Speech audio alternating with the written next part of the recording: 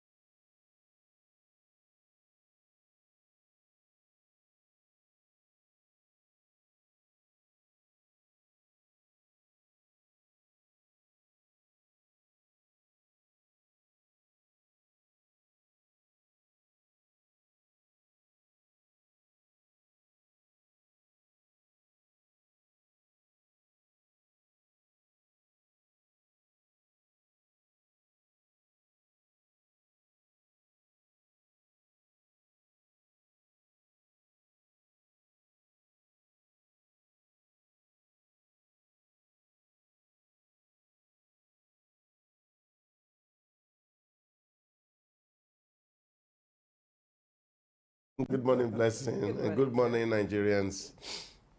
Okay, yes.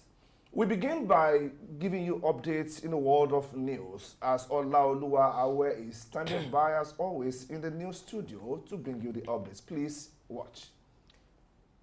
A very good morning to you, ladies and gentlemen. A very good morning to you watching. Thanks for joining the morning news update. I am Olaoluwa Awe. This morning news update covers various stories, including Nigeria's National Association of Resident Doctors' ongoing strike over unaddressed demands, the International Monetary Fund's revised GDP growth forecast for Saudi Arabia, the acquittal of Oscar-winning actor Kevin Spacey on all charges of sexual assault, and more. So stay tuned.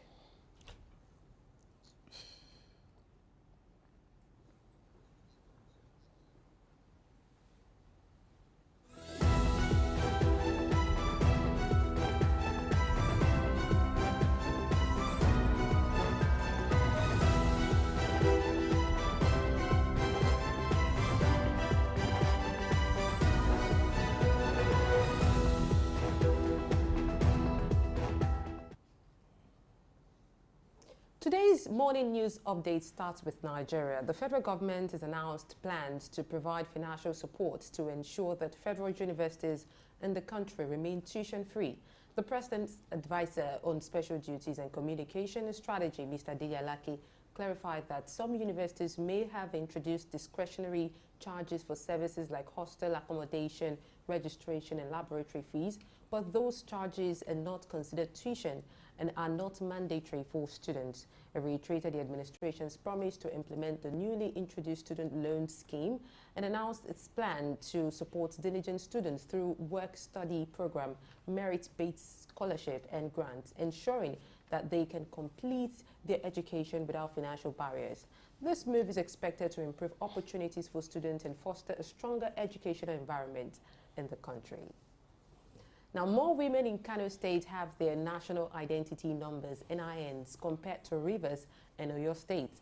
If we go by the latest Inclusion for All, I for All Dialogues report by the International Institute of Tropical Agriculture, Kano women leads in NIN registration with 78.2%, while Rivers has 46.6% and Oyo has 58.1%.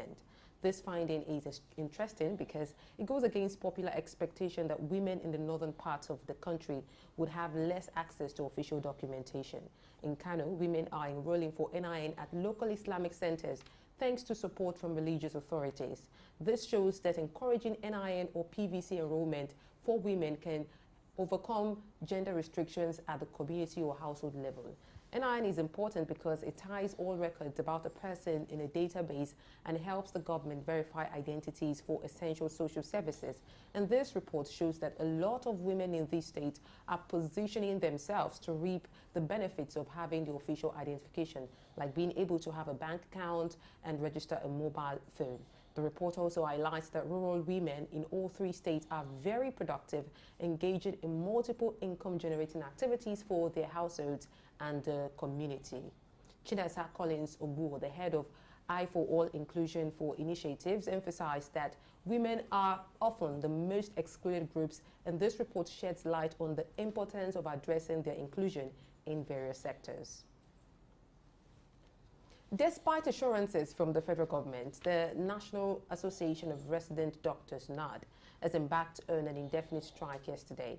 The resident doctors are demanding immediate payment of the 2023 MRTF, release of the circular on one-for-one replacement, payment of skipping arrears, and other salary-related issues.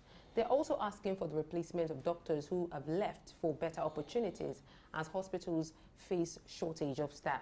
Before this, the House of Representatives Speaker Tajuddin Abbas and the Secretary to the Government of the Federation, George Akume, had tried to prevent the strike by engaging NARD's leadership. The Speaker had promised to take their concerns to President Bola Tinubu for further action and set up an ad hoc committee to engage with all stakeholders to find lasting solutions. The Speaker had also appealed to NARD to give the House leadership a 2-week period to resolve the issues raised, but the NARD President, Dr. Emeka Orji, said the time they gave the union elapsed with no results. Now to other African countries. President Bola Tinubu has expressed concern about recent developments in Niger Republic and emphasized Nigeria's commitment to supporting democracy in West Africa. As chairman of ECOWAS, Authority of Heads of State and Government, he said Nigeria is closely monitoring the situation and is engaging other regional leaders with the intention to do everything possible to ensure democracy thrives in the region. His statement followed reports that the Presidential Guard have detained the Nigerian President Mohamed Bazoum in what is now being described as a coup. President Tinubu firmly stated that any actions impeding the legitimate authority in Niger or any part of West Africa will not be accepted by ECOWAS. African leaders are meeting in St. Petersburg for a summit with Russian President Vladimir Putin. This meeting aims at getting definite promises on grain supply from Russia, among others. At the summit, which starts today, Thursday, they will also talk about their worries regarding the presence of Wagner mercenaries in Africa. The world waits to see what specific promises and agreements will come out of the discussions between African leaders and President Putin. Now to Ghana. Ghana's parliament has voted to abolish the death penalty, becoming the 29th country in Africa and the 124th globally to do so. The new bill, which still requires President Nana Akufo-Addo's assent to take effect, will replace the death penalty with life imprisonment. Although no execution has been carried out in Ghana since 1993, there were 176 people on death row as of last year, that's 2022. Seen as a significant advancement in Ghana's human rights record, the lawmakers' decision to abolish the death penalty adds to the recent trend of several African countries ending capital punishment in the last 2 years. Ukraine's top diplomat Dmytro Kuleba is visiting Liberia on a tour of Africa. This marks the first time a Ukrainian diplomat has visited the country, Liberia.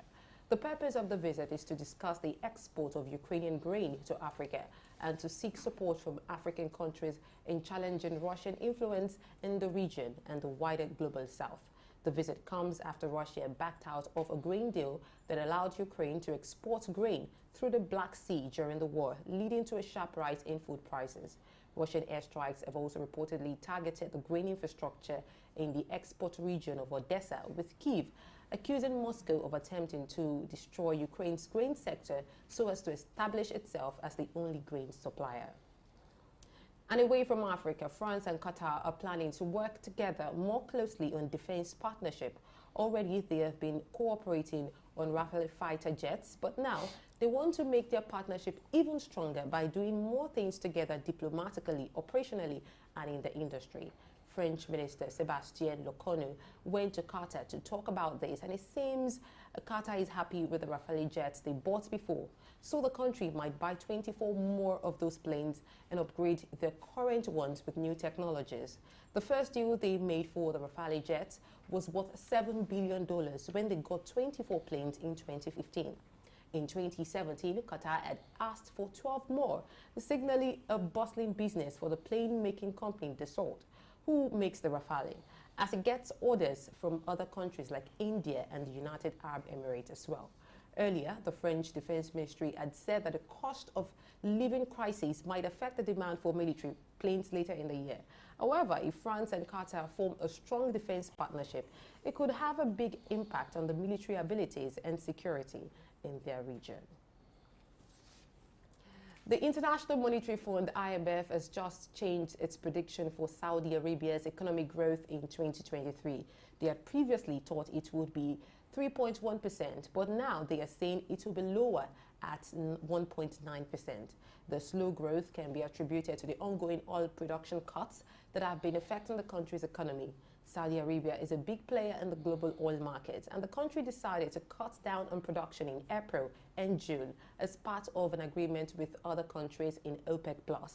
But it's not all bad news. The IMF also mentioned that the economy is getting some help from strong non-oil GDP growth, private investment, and giga projects, or the giga projects they're working on, is also supporting the economy and reducing the impact of the oil situation. But here's the thing, this revision in Saudi Arabia's growth forecast might not just affect them. The whole of the Middle East and the Central Asia region could see a slowdown too. The IMF is now predicting the overall growth in that region to be 2.5% in 2023, down from 5.4% in the previous year. So there are some challenges ahead, but also some positive things happening. Let's keep an eye on how it all unfolds. The son of U.S. President Joe Biden, Hunter Biden, appeared in a Delaware courthouse to plead guilty to 2 misdemeanor charges of willfully failing to pay income taxes. The charges are related to him not paying taxes on over $1.5 million in income for the years 2017 and 2018, despite reportedly owing more than $100,000. In addition to the tax-related charges, Hunter Biden is also facing a felony charge for unlawfully owning a firearm while being addicted to and using a controlled substance. However, he has entered into a pre-trial diversion agreement with federal prosecutors in Delaware for this charge, which allows him to avoid a conviction or prison sentence. The plea deal allows Hunter Biden to avert conviction on the gun-related charge while still holding him accountable for the tax offenses. As the son of the U.S. president, this legal situation may have implications on the Biden family's public image and could draw attention from the media and the business community. And lastly, Oscar-winning actor Kevin Spacey has been absolved of all charges of sexual assault after a 4-week trial in London. He was found not guilty of 7 counts of sexual assault and 2 counts of other serious sexual offenses covering a period between 2004 and 2013 during his tenure as artistic director at the Old Vic Theatre. Spacey thanked the jury for their careful examination of the evidence and expressed gratitude following the verdict, marking his 64th birthday on the same day. The allegations had led to his firing from the Netflix series House of Cards in 2017. During the trial, Spacey denied all charges and the complainants gave their accounts but denied seeking financial gain or giving false information to the jury. Kevin Spacey's trial had impacted greatly on his career and reputation, stressing the importance of addressing workplace misconduct and the significance of managing reputational risks associated with high-profile individuals. His acquittal in the trial can potentially positively impact his career, restoring his reputation, influencing casting directors, producers, and investors to consider him for future acting roles. And that wraps up today's morning news update. I am Olaoluwawe. Stay tuned for conversations centered around some of this latest developments and more on the Early Exchange. But remember to engage with our social media updates at the handles displayed on the scroll bar. Thank you for watching.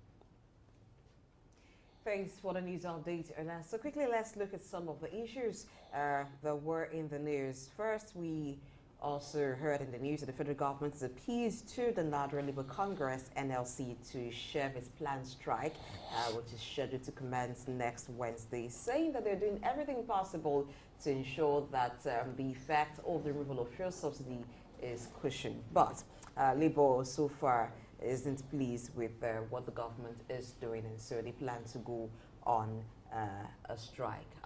Yeah, Essentially, while we, in the spirit of patriotism, would implore Labour to take a second look at the proposed strike, which is slated for August 2nd, except there is a particular meeting point, an agreement, a compromise made, then we begin to look at the other side of the coin.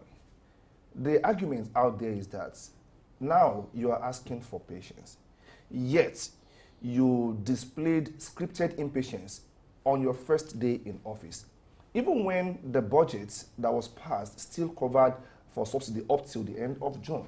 But from the very first day in office, you displayed impatience and you removed fuel subsidy. And now you are asking for more time, you are asking for patience. Patience, they say, should be a two-way thing in negotiation. I think going back on how the fuel subsidy was removed, it's not going to take us anywhere, but how to move forward should be the issue right now. And the government has set out plans to cushion the effect of fuel subsidies. So I think what the government should be doing now, or thinking of doing, is how to hasten these plans. Idaosa Osabaze is here with us and is the Director, Policy and Research, African Development Studies Center. What's your view on Labour wanting to be back on strike and the federal government asking that Labour share the plan? And the I think we as a people must define exactly what we want. That has always been my mantra. You see, is it that you want to remain perpetually poor, or you want to become wealthy? Now, whichever decision you take in between will determine what response will be. Now, for me, the threat from Labour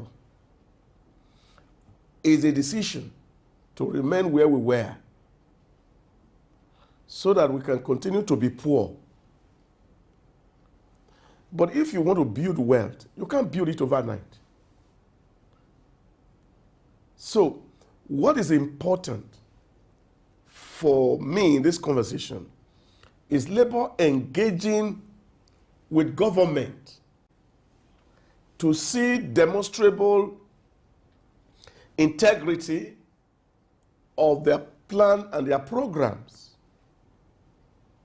Because what are we dealing with here in the issue of subsidy? That, for example, in 2021, as the data we'll have, Nigerians spent 22 billion, or Nigerian sold $22 billion in crude oil and spent over $70 billion to import petrol. And in this same period of time, our yearly budget has been in massive and huge deficit. To the extent that this year's budget, 2023 budget, 70% of the total budget is going to be sourced borrowing. These are the data on the ground. And these are the things that we must have to engage as Nigerians. Okay. It's not that the money is somewhere, somebody kept the money somewhere, and you said, okay, just bring out the money, let's spend it. That is not the issue here. The issue here is that the country is overburdened with debt. As of today, Nigerian total debt stock, 77 trillion naira. Now, all this demand that you are putting on the table, all this cushioning effect, they are going to impact more on creating more debt. So what should be the engagement? We should look at ourselves and say, look, there have been so much things. And how can those who are in the executive, the politicians, cut down on their lifestyle? Okay. And I think that should be the conversation. So that all this madness everywhere, you want to buy new Jeep, all this fleet of cars maintenance, let the politicians demonstrate that they are really sincere to see that we grow the economy. Oh. So that while we are tightening belt this way, we can also see them also tightening their belt. Now, if this is a conversation, for me, it's understandable. But to say that you want to down to because you are wanting the effect of subsidy to change the poverty narrative in 1 month, I think that is overboard in terms of requests. I hope we get to a particular point where we are able to reach a compromise and agree on some areas of this particular negotiation. Okay, away from that, let's talk about the federal government announcing plans to provide financial support to ensure that federal universities remain tuition free. You will recall that a couple of days ago it was said there was this controversy about hike in tuition fees, and government said no, we did not levy anybody as per tuition. Other costs like boarding, textbooks, and so on and so forth are the ones that now you're saying, okay, they want to fund universities more, create financial leverage for them in one way or the other to ensure that we still have tuition-free schools. But my question is, for how long can tuition really be free at that tertiary level? I even have an issue with the talk of tuition being free, because if the government were to ask their schools begin to pay tuition, what would be the tuition? Because the charges that students are made to pay seem to be enormous. So I wonder if there's any need for tuition to begin with. And saying that the government will continue to fund education to ensure that it is tuition free. Well, if the government is continuing funding education, I think that should also reduce the amount of charges that students are made to pay.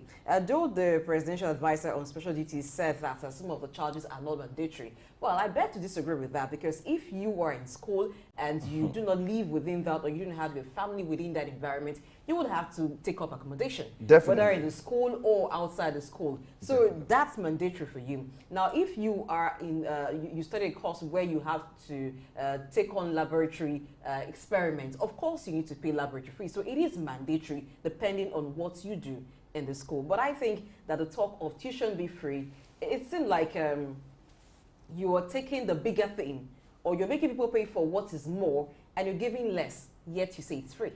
Okay, you are saying that if you want to cushion any effect, it should be what is big. It should be what is big. Really, it should be not... the funding should go a long way in ensuring that the charges students are made to pay is not much. Would you agree to that? Well, I think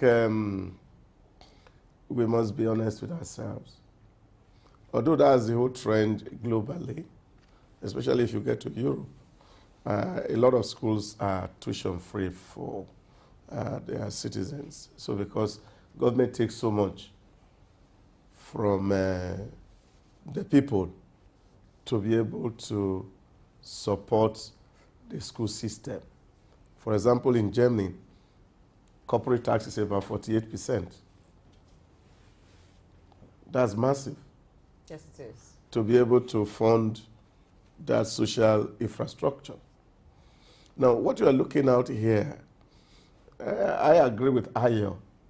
We cannot sustain free tuition for too long.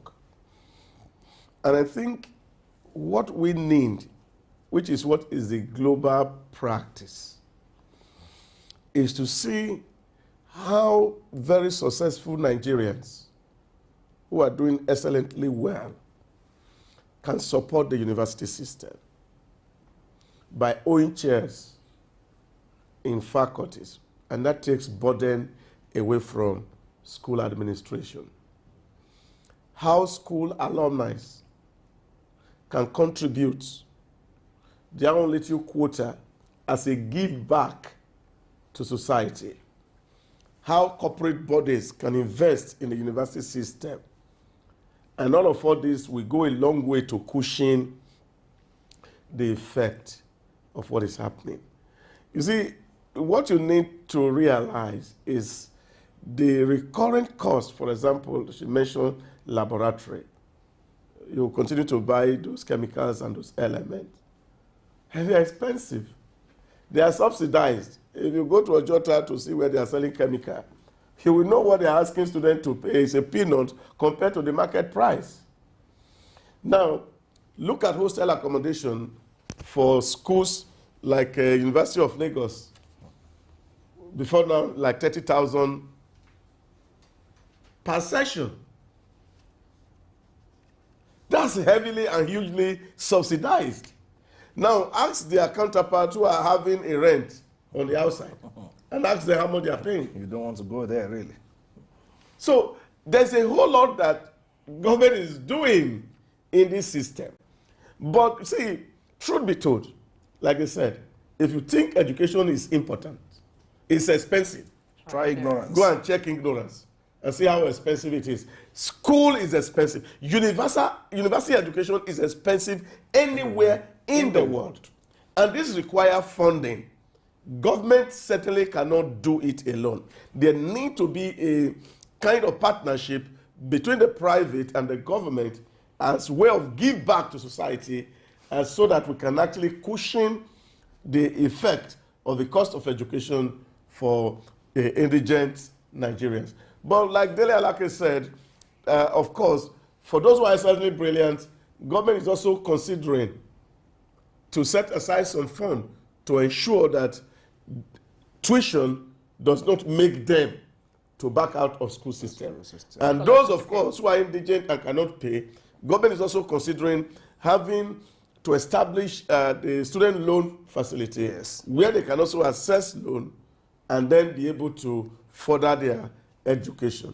Okay, away from Nigeria, let's go to Niger, our neighbor here, where, like we heard from the news that Olaoluwa Awe took the other time, there is what is believed to be a coup already there in the country. The president has been removed. The military in that country appeared on national television yesterday, and they told the world that they had removed the president and that they will still respect all human rights provisions as we find in international law. Now, this is being said to be one coup that is too many. In the last 3 years, we've had 9 different coup d'etats across the African sub-region. And it's speaking to instability in the region. There was a time when democracy was thriving, and we're saying more and more African countries were embracing democracy. And let's not forget that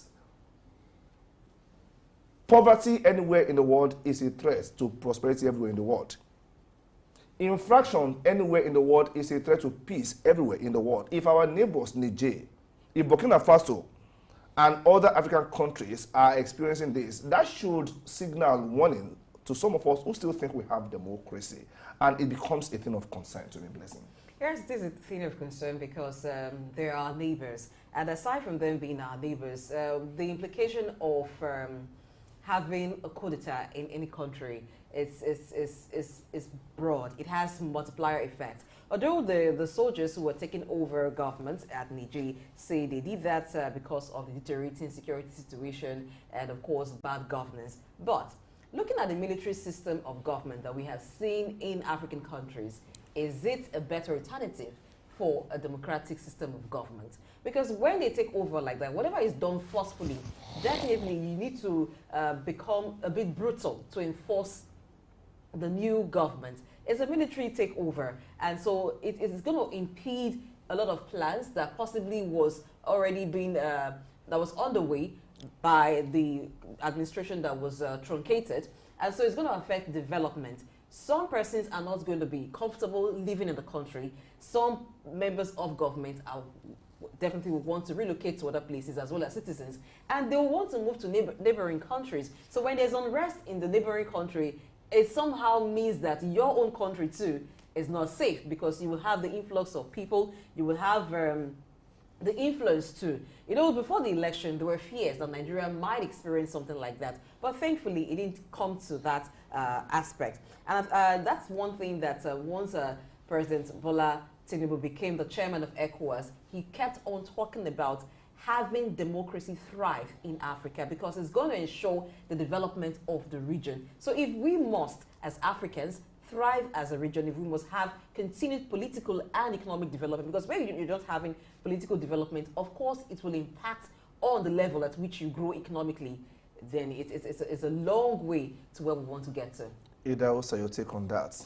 Well, it's unfortunate that we're having this attempt coup in Niger Republic, and like Blessing rightly said, the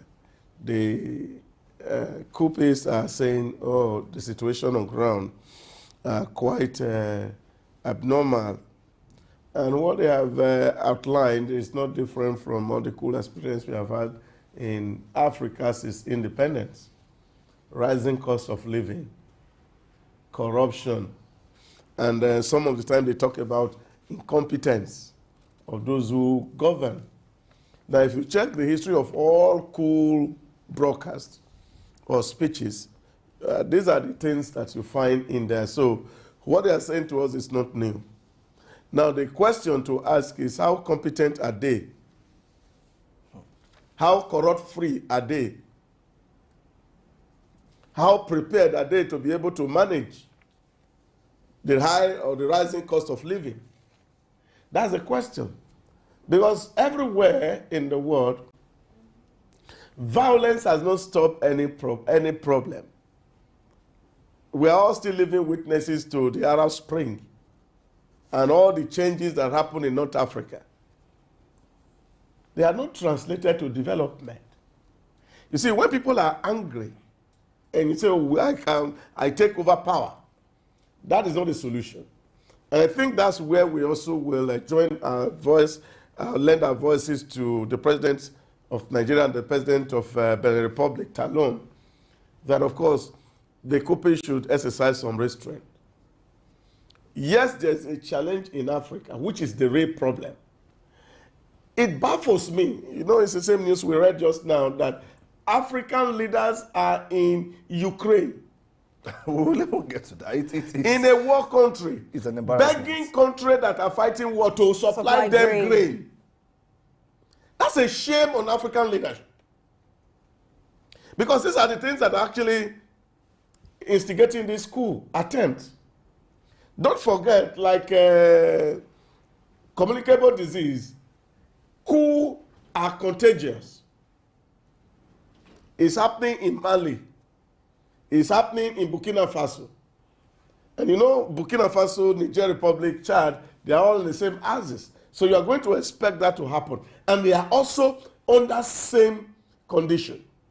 Just this morning, I read too that the leaders in Mali are dropping French as their official language. You know what that means? So some of all these actions are actually a reaction against France and the EU. And of course, you see, what African leaders had done perpetually is to become subservient to their colonial masters. And they can't think independently. Take, for example, the value of the CFA franc in the 14 francophone countries in Africa had been set since 1999. So the currency can float. It's set against euro at a certain value, and it is determined from Europe. 50% of their reserve had to be mandatorily kept in Paris. And they need the authority of the government of France to be able to spend their money. This is still slavery. And this is what is actually spurring the revolt. And French, because they're also having their own problem at home, are also contemplating pulling off their forces from the region. Because this is both external and internal pressure right now in the Sahel. And we pray that it does not spread. Like you said, it is a shame to African countries, African leaders in particular, that they are there in Russia begging Putin to allow the passage of grain from Ukraine to the rest of the world, when we have a lot of cultivable lands everywhere in Africa. There is a joke that when God was creating mankind and he was putting a lot of resources in Africa, other parts of the world were complaining, why are you endowing Africa with so much resources? And God said, you wait and see the kind of leader that will emerge from there. Today, here we are. It is a joke, really, but it is speaking to our reality. Why are we a continent that live by the water and yet washes our hands in spirals?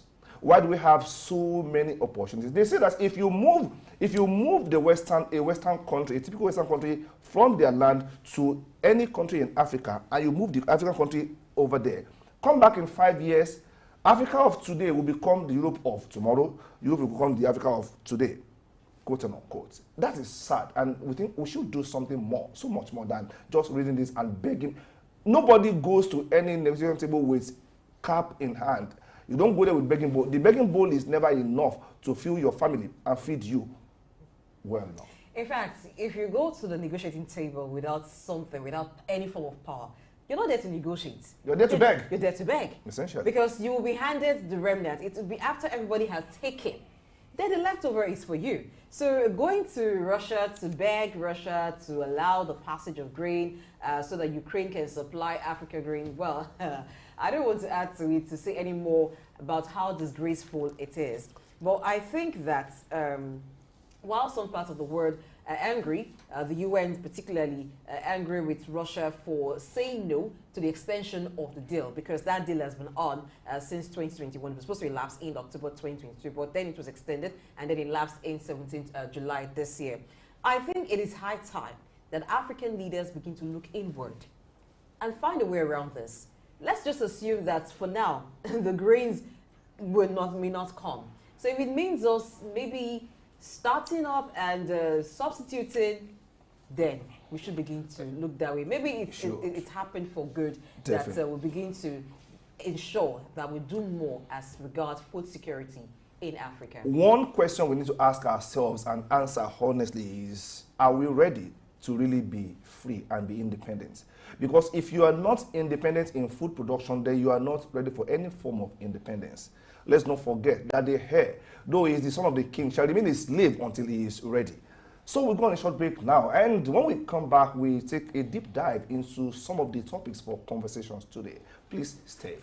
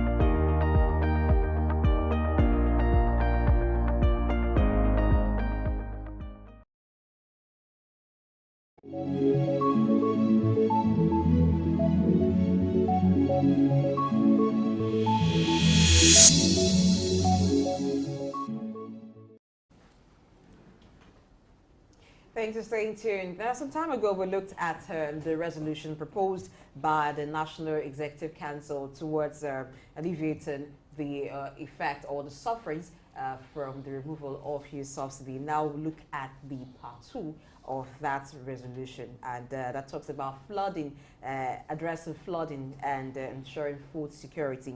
So as part of the NEC resolution, part of the plan is to support smallholder farmers with agricultural equipment, among other farm inputs that they may need. And they also have in plan training and capacity building agents.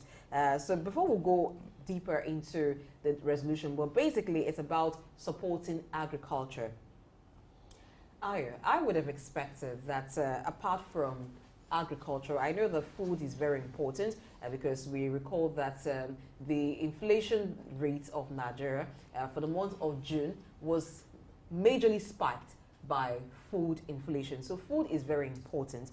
But I think that beyond focusing on food, it should be like a simultaneous thing where there are plans for services, plans for other aspects of the economy to ensure that not just one sector is giving some form of buffer as regards the removal of subsidy.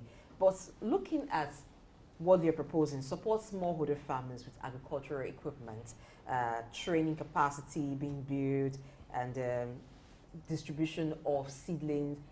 How long will it take for us to begin to feel the effect of this this help or this measure? I will respond to the first statement you made when you were opening the show. You were asking, or you were of the opinion that they should focus on other aspects of the economy apart from food. Yes, I want to believe that they are doing that. But then there is this joke about this debate. Who is more important, a farmer or a lawyer, secondary school level? And I remember one of those co-debaters then said something. He said, it's a very simple case. Kill the chief lawmaker in the country and see how many people will revolt. And then go and kill the chief food maker in the country and see how many will revolt. Because the cord that leads to the stomach appears to be the most sensitive in the human body. Take it or leave it. When food insecurity is sorted, then other things can follow. Seek ye first the stomach infrastructure. When you feel that and you satisfy, I know the also will say, hey, why you have started again now. Food security is the in thing. We'll get that right, then other things can follow. How about that? Well, there's no doubt that a nation that cannot feed itself definitely cannot be self-sufficient in other aspects of human endeavor. Because, number one, you need to eat well to be able to think well. That, for me, is very critical. But my real challenge with this approach is that it has failed severally. And I don't think it's the route to go. Yes, government has a burden to make people feel happy. But what I think government should do is to see how to revamp, like they have said, the research institutes, that you see that they are functional. Let's see how the grain reserve facilities are being resuscitated. But more importantly, in my opinion, is that government should stop distributing grain and whole to small farmers. Rather, government, like the president has promised in his blueprint, should partner with major farmers, have stake and holdings in some farm, real mega farm. Take, for example, we're saying we're going to be producing wheat in the north, far north. We're going to produce rice in Niger or Kebbi. Let government invest massively with big farmers. Two things this will do. The capacity of these farmers are increased. Yes. Then, of course, creating a lot of employment. And then a source of revenue, even to government itself. Because at the end of the year, when these produce are sold, government make more money. And then they can invest in social and basic infrastructure. My neighbor told me of a story of some time ago when Lagos state government were giving people corn to go and plant. Some people sold it to people making popcorn. They take the grain and they sell it to popcorn makers. They take the granules, they sell it to those frying granules, never to the farm. So this is the issue, because you are dealing with people who had no really faith in farming. So what we should do is, first of all, encourage big-time farmers. Let the young people beginning to see that there is value in farming. And this will encourage people to want to go into farming. But giving hoe and cutlass to small farm holders and think that will solve our food security crisis, I beg to differ. Well, okay, you want to say Couldn't something? that have been from the thought, the thinking that if everybody farms, then everybody at least will have a kind of food that they provide, and that will lead to self-sufficiency. Apart from maybe having big farms run by government, encouraging modern farming. But if you and I, for instance, you have a farm, I have a farm, maybe that's way we'll achieve more. Does it work that way? That only works on paper. The idea is that not everybody can farm. In the US, you just can't study agriculture anyhow. You must have a history, a background. Your family must be known in that particular space. Yes, we've had policies like the Green Revolution, make everywhere green in your backyard. We are not talking about planting vegetables in your backyard, and that will not solve our problem as a people. In the first place, how many houses in Lagos have enough spaces outside to even plant anything? So when you give corn, as a maize seeds to Lagosians, for instance, I mean those who live in Lagos, more likely they will eat it up or sell it because there is nowhere to plant in the first place. That is one. It also spoke about making agriculture attractive to young people. Yes. How many families would have a proposed in-law, son-in-law, show up on their doorstep now with hoe and cutlass and his hat and say, I am here for your daughter? That relationship has ended that way. By the way, it could be a disguise. This could be a multimillionaire with farms somewhere. Yeah. So when we make agriculture, attractive to young people, then it is not by saying we are giving. I feel burdened when our own policies in agriculture is about fertilizer and grain distribution. No, it should be. It should be so much more than that. What happens to? There was a particular time it was said in the news that government said it will employ graduates of education colleges or thereabout. If you finish as a teacher, you are employed. Why don't you have government firms, established big firms for government? When you finish as an agri graduate, give them incentives. No. You see, Ayo, it has been proven over and over that governments in sub-Saharan Africa cannot do business. And that's why I'm actually advocating for this partnership. You see, that model had worked in the UAE. I always like to use the UAE example. When Emma came into UAE for developing properties, real estate, they approached government that they want to build houses in UAE, and government said, oh, there's no problem about that. We need it for our tourism industry. But we are going to give you land. And the land we are giving to you will represent 24% of our equity in this business. So government can give resources instead of giving money. So you give the farmers land and calculate it into the equity, your equity in that business. And they have somebody on the board of the business who is going to represent government to be sure that there are no share practices in terms of how revenue are declared. And at the end of the farming year, government makes revenue. Now, these businesses continue to prosper and start to employ people. Then it reduces the unemployment in the space. So what this means is that you are producing grains, for example, massively, that you can even sell to your brothers in the Sahel who are hungry. That's why we are talking about coup in Niger Republic. It's hunger that is leading people to coup in Mali, in all this area. If they have food sufficiency, they will not be looking up to Europe for food. So this is what government should do. We should quickly capitalize on that. Look at people who have the wherewithal, who have the resources, and see what equity contribution we can actually make into this firm and make them big-time farm.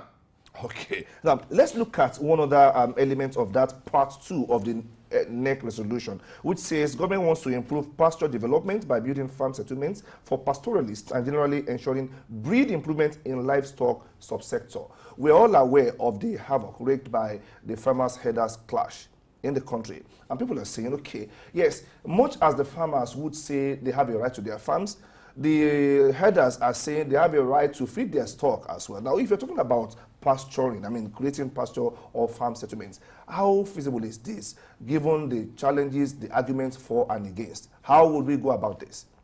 You see, change is always difficult because there's always resistance to change. And there are reasons why people resist change. Because number one, they have not seen it work somewhere. Again, the model should not be different. It should be the same model. Let government partner with pastoralists, well-established pastoralists, and build value chains around them. You see, for example, if you go to Adamawa, Murtala Yanko is one big pastoralist. Okay. Oh, yes. Now, let factories and industries be built around that environment. Let government support that project big time. You will still make coming from there. Yes. You will see leather factories and industry coming out from that place rather than allow Ayo to eat pomo. We can convert them into real-time money-making venture in terms of leather production. Hides and skin and... Yes, these are the things that government really need to do. Partner with people, set up a model that other people can look toward. And when it's succeeding, and they are seeing the value that is adding to that state, other states will take a cue. Government don't need to make this as if it's a law to say, okay, you want to be building farm settlement that people will never use. Never use.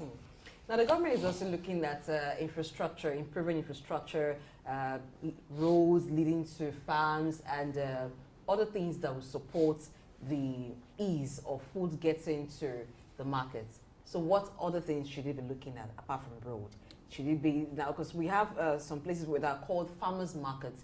Should we have farmers markets so that at such markets, you know that food coming there are directly from the farms and they are sold at cheaper price, or by the time the roads are fixed, is enough to handle things? Oh, my experience with the farmers market is that foods are never cheaper in the farmers market, at least as of today.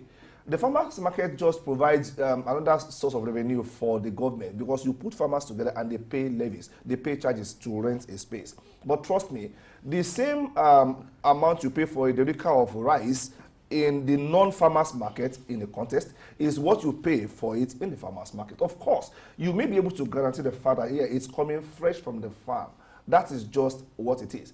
But talking about roads, there's a lot of wastages that goes on when you talk about agri-produce. You see farmers, you know, they have, when you are in the season of, say, pepper, for instance, you go to the farms, you see pepper ripening every other day, and there are no good roads to take those crops from the farm to the market. So if the government is providing infrastructure in the context of road, then it eases the access of farmers to markets where this produce can be bought.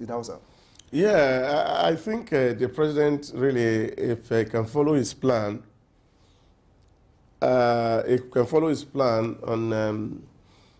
what he has outlined in the manifesto, commodity boards, and we really set them up and they are working, and there is massive investment in cold storage facilities and even dry storage facilities where we can take off this produce from farmers, farmers, and redistribute.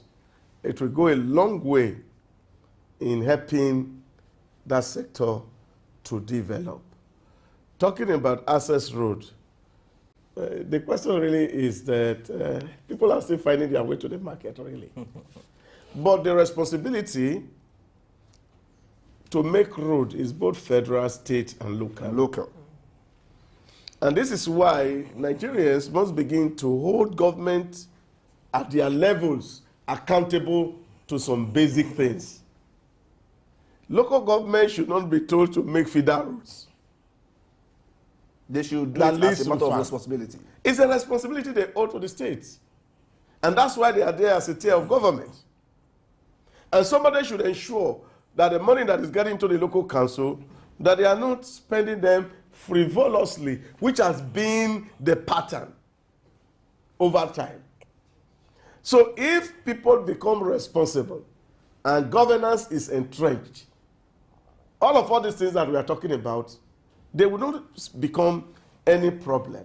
But they are problem today because there's no governance. People take money that belong to the Commonwealth and they use it to do their private thing. and then the entire people suffer. So for me, is let government just run. Let's come to equity with clean hands. Okay. And be sure that resources are not mismanaged, that corruption does not fester, and then people do what they are supposed to do. These issues that we are talking about, they will just not be there. Well, I do hope that as part of the plans, we'll get to see more extension officers teaching on technology, teaching on ways to improve crop production. Because what we find is that we have the arable lands, yes, but are we using current methods or current technology that are healthy as well to ensure that we have larger outputs? Oh. Some already have reservations about the use of GMOs and all, but in ensuring that we have more food, what should we also be looking at? Okay, maybe we will answer that question, but let's go on a very short break. And we can start from the angle of extension workers, what they've been in the past and what they are now and what they should be. Please stay.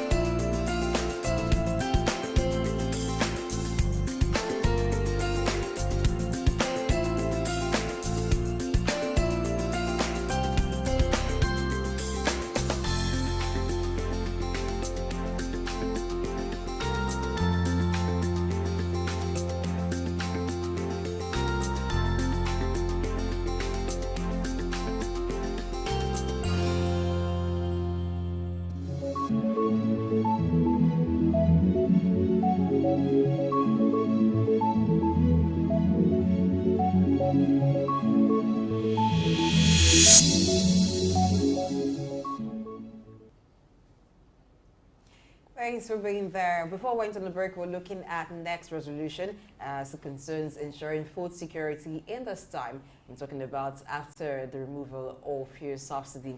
Now, we've looked at several aspects of that resolution, ensuring support for small farmer holders, equipment and all. And our analyst here has been talking about several ways to improve food security, ways like ensuring that there are big farms run by individuals or run by corporations with the equipment, and you have more people instead of focusing on subsistence farming.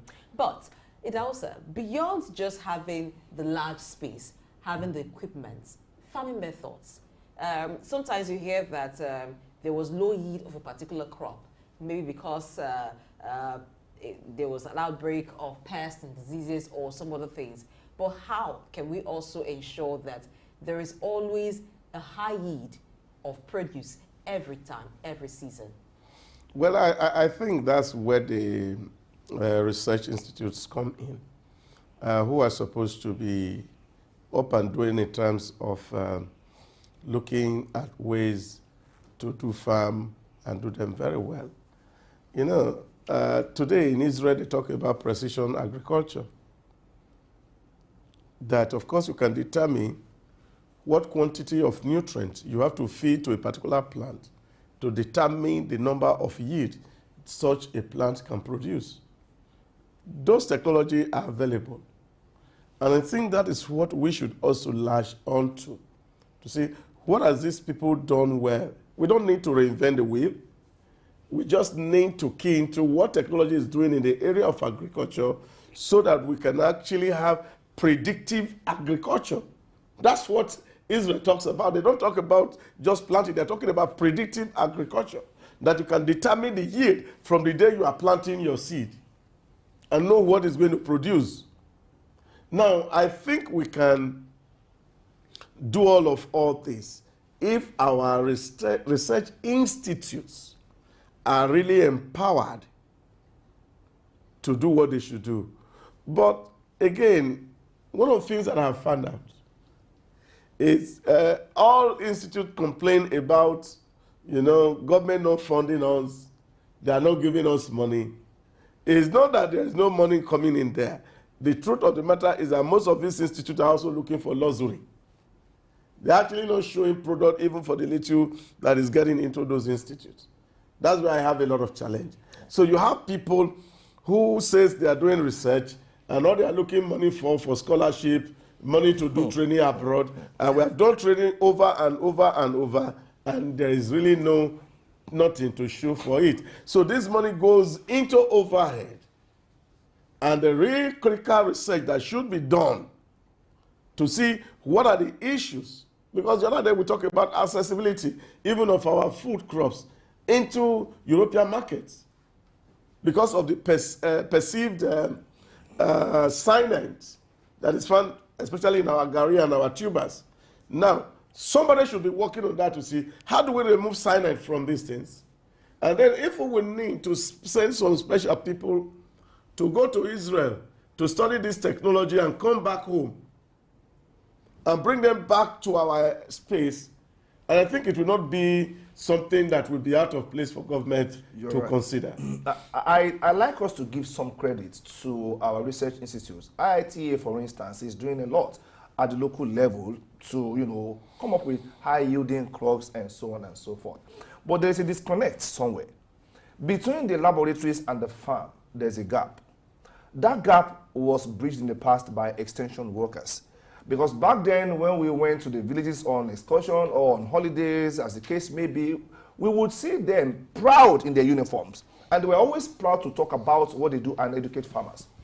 You would observe that today, up till today, some farmers are still planting, like dropping like 8 seeds of maize in the same hole, because of the assumption that the more the number of seeds you plant, the higher the yield. But it is not. There's something called thinning in agriculture. There's a particular number of seeds that can grow on a particular spot without suffocating one another. This is not deep research. It is there. What you think is there to boost yield is actually limiting yield in retrospect. But then, how many farmers know this? And why would they know? How would they know? When our extension workers are in the banks, with due respect to them, behind counters, counting other people's money as against thinking of how to help us make more money so others can count for us. We have a case of misplaced priority, blessing in the country. Yeah, I think this is where what Idausa Samas has said about making it attractive for young people. Because if you don't make the farms attractive, of course, the extension workers will find themselves in the banks because the offer is more. And it's more proud to say you work in the bank than to say you're I'm an extension worker. Extension worker. So if you make it attractive, of course you find them there. But I think apart from the quantity of the yield, we should also be looking at the quality of the yield. Because the reason why some farmers would not even want to accept what some research institute propose or tell them is because some of them have found that after the yield, after harvesting, some of the produce perish within very little time compared to the ones that they've known how to grow by themselves. So it's also about effective research, not just how much of yield will it produce, but the quality of the yield. The collaboration. You see, Yes. I was laughing in Japanese when when I was speaking Japanese. when I was talking about extension workers and the rest of it. I think technology can do all this work if we are really serious. We have NTA that reaches to the bottom of the people, wherever they are. We have Federal Road Radio Corporation of Nigeria. These things can actually be demonstrated without necessarily being on the ground. And I think it's, for me, important for the Research Institute themselves to also begin to sponsor programs. You know, videos, TikTok, YouTube, where people can be directed to learn some of these new ways of doing things without necessarily carrying the burden of more workers and then government having no money to pay. But there's a reason. The Department of Agric Extension was established in schools. Yeah, that's what. Yes, it is there. But you see, what I'm saying is that we can actually leverage technology to deliver that service without necessarily having to carry the burden of more workforce, for example. So what this thing can do is that we can code these things into languages that people can hear. Okay. Speak it in Hausa language to Hausa people. Speak it in Benin to my own local people. And they know that, you see, the truth of the matter is that where there is value, people don't even need too much of encouragement. The real truth is that many Nigerians are looking for values. But the bigger problem, even in farming today, is access to land. And I think people should be speaking to that real issues. Yes. Because if I want to go and do farm in my village now, I don't have access. How can people who are willing to go into farming get access to a plot of land to do farm?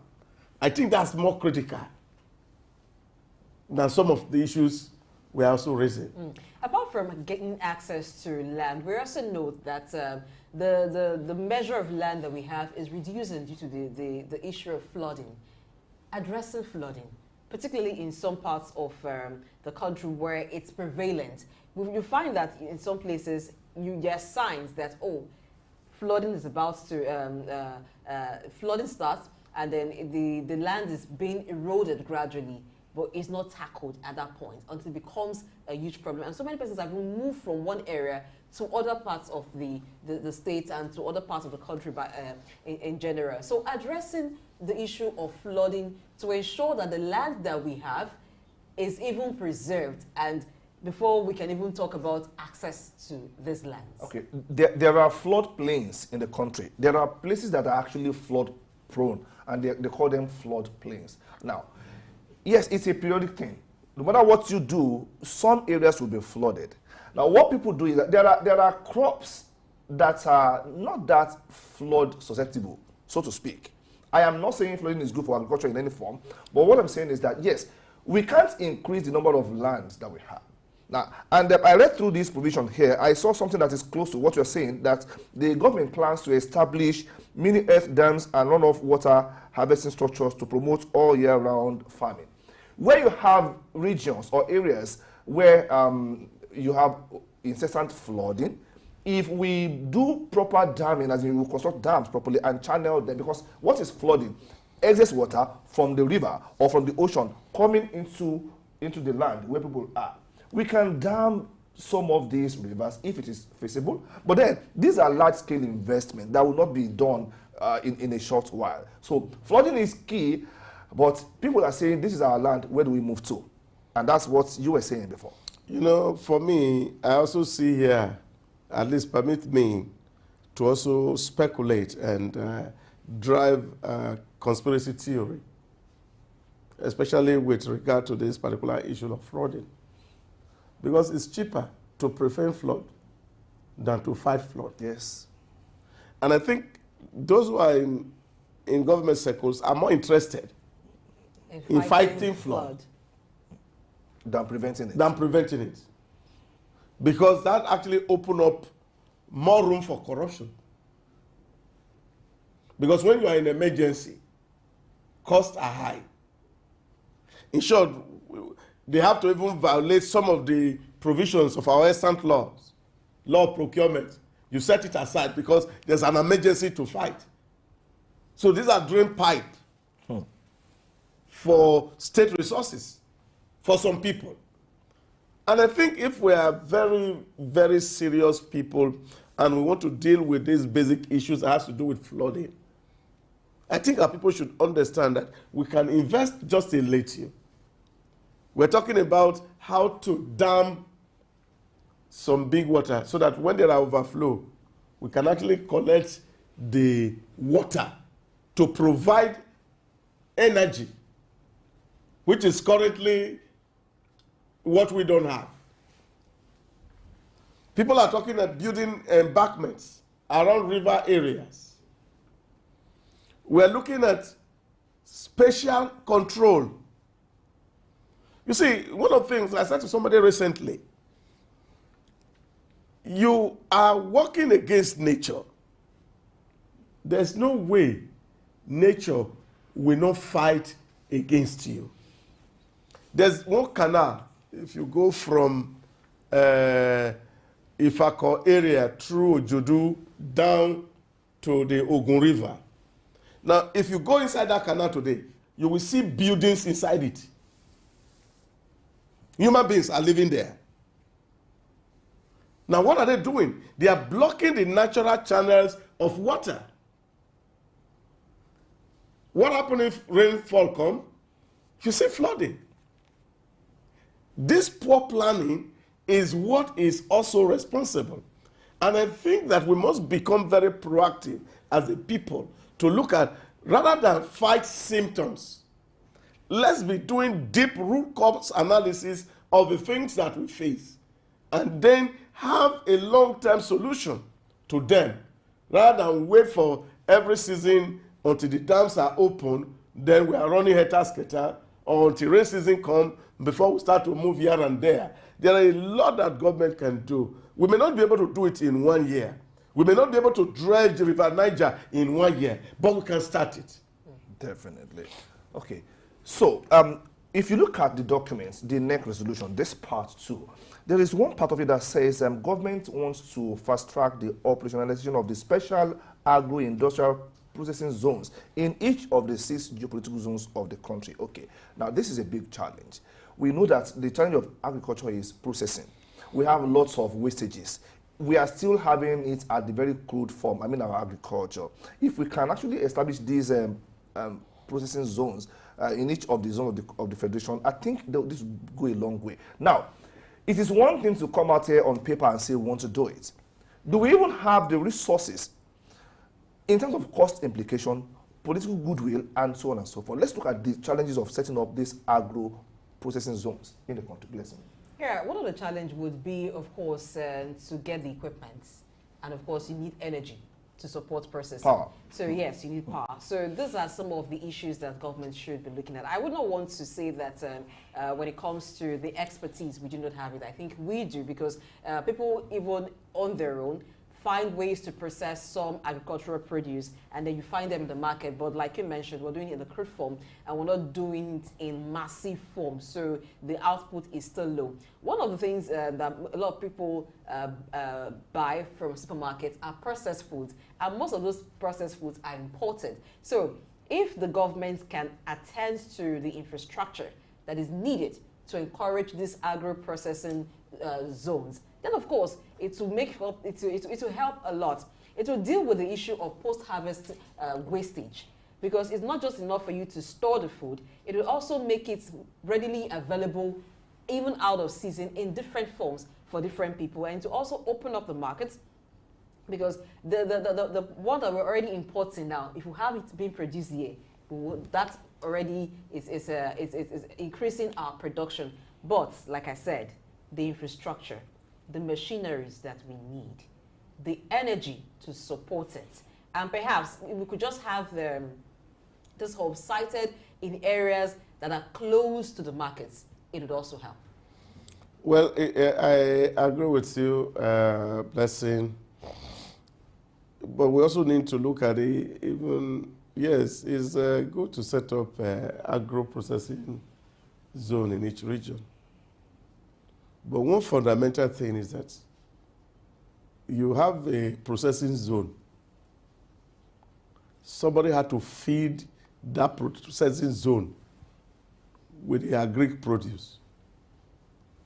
As we speak, there is no capacity. If you go to the north, most of the rice factories that are built in the north, most of their paddy come from Chad, Niger Republic. That's the truth.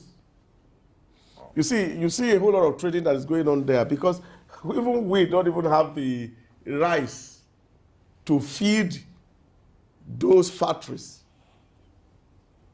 I know of some certain people who have been trying to go to the north to source paddy for the Lagos mill.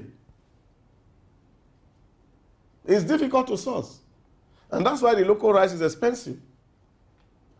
It's when you have enough that you actually be talking about. I think the first thing where we should actually focus first is that farm that will generate this produce, and then create a free zone where companies can come to operate and be free of taxes of government. They register their business, they do operation in that place, they bring out food, and government don't tax them. And I think that's the model that UAE has used all through. Free trade zones. They have over 40,000 companies registered in their free trade zones. They are non-UAE companies, they are foreign companies. So if we give the right incentive, which is, one, provide adequate security. Because no foreigner is going to bring your money or his money into your economy when he's not sure that his life will be safe. So if you can guarantee security, create those free zones, people will come and invest in this, what we call agro-allied value chain. But for that investment to happen, there must be farm that can produce this grain or this fruit in season, out of season, so that there will be no downtime in the factories. It still speaks to the government giving incentives to private farmers who want to do it, and even at the community level, we can pool resources together and come up with big farms. Cooperative farms. Yes, because there is a limit to what one person can do as an individual. But when you come together as a community, you can have bigger farms, and you can be able to access bigger machineries and access a bigger farm inputs and other implements that you need for agriculture. Like I said earlier when we started, if you don't take care of your food issue, then you're just a slave. You're not ready.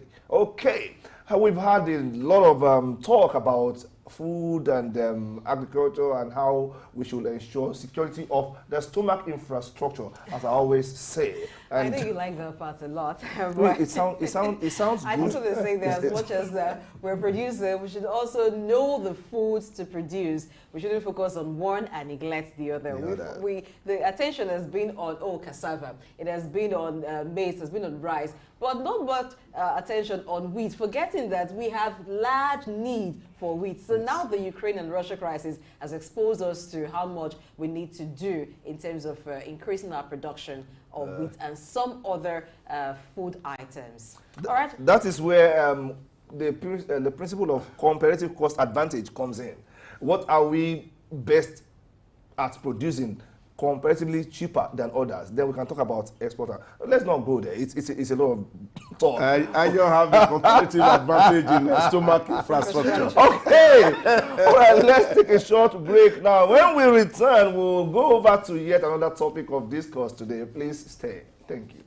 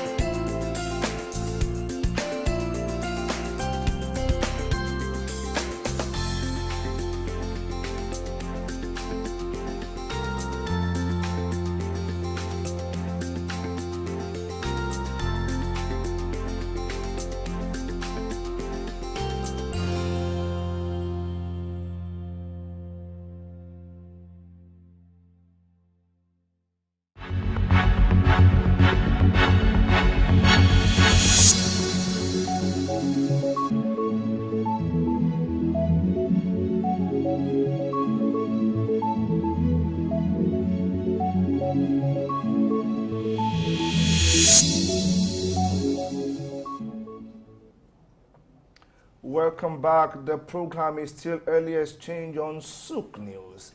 Okay, we move over now to the issue of drug abuse. More specifically, the burden of drug abuse in our country. When you read a particular statistic that says that over 14 million young people, or people between the ages of 15 and 64, are into some kind of drug abuse or the other, how does that make you feel? Now, if you think, after all, my son is not involved in drug abuse or my husband is not doing this, what about those who are doing this, who are your neighbors? Like I said earlier on the show, when there is any disturbance anywhere in the world, it will disturb the peace everywhere in the world. And so today we're looking at the burden of drug abuse in Nigeria as a country and the way forward. So we have standing by via Zoom, Karom Mokwenye, who is the general manager for Paulo Chiricha Foundation, who will join us later on the show. Blessing, let's look at this particular issue, drug abuse. The other day, one of our people here was showing me the video of a young boy somewhere along the streets that took one kind of drug like that. Oh, and I think I saw the video. You saw it, and Yes. it was unconscious. It was unconscious, and we were wondering, how did we get here as a people? Okay, now first, let's begin with the statistic that you gave, which says that people between the ages of 15 to 64 abuse drugs. So it's you'll find drug abusers predominantly among that age bracket. Yes, one of the reasons, because you asked, how did we get there? There are so many reasons. One of them, for people quite younger, could be influence of your peers, so call that peer pressure. And so wanting to try out new things. I was even told of how people even use balloon these days to to get high. You know, there are different ways people do these things, different ways people abuse drug, different ways people just come across these things. And social media too. Social Yes. media is also playing a role in it, in its appeal to people. And role models, you know, we have different role models, but for younger people, you have role models among entertainers, musicians, movie actors. So what they see influences what they want to do. But it has dangerous implications, Yes. not just on the user, but also Maybe on those before- around and the society. Maybe before we go to the implication, let's introduce Sam Olowuje, who is seated, and he can't really wait to lend his own voice to condemn the incidents and the burden of drug abuse in Nigeria. Sam, good morning, welcome to the show. Thank you. I was asking her, how did we get here? A lot of young people involved in drug abuse. Good morning, Aya. Good morning, Good Blessing. morning, sir. Thank you for having me. It's a major challenge. What is important is that we need to look at our value system all over again. And Blessing just mentioned a little while ago about the role of social media being a negative influence to some extent on youths. So drugs, essentially, we need to look back at our family value. How do we provide a positive orientation in terms of the kind of things that we teach our children at the at-home level, and see how, for those who are already engaged, how we can take them, rather than stigmatizing them, how we can take them out of that trajectory of drug consumption. All right, let's have a very short report on the burden of drug abuse in Nigeria. Then we'll return to the table of discussion where we continue with the talk. Watch.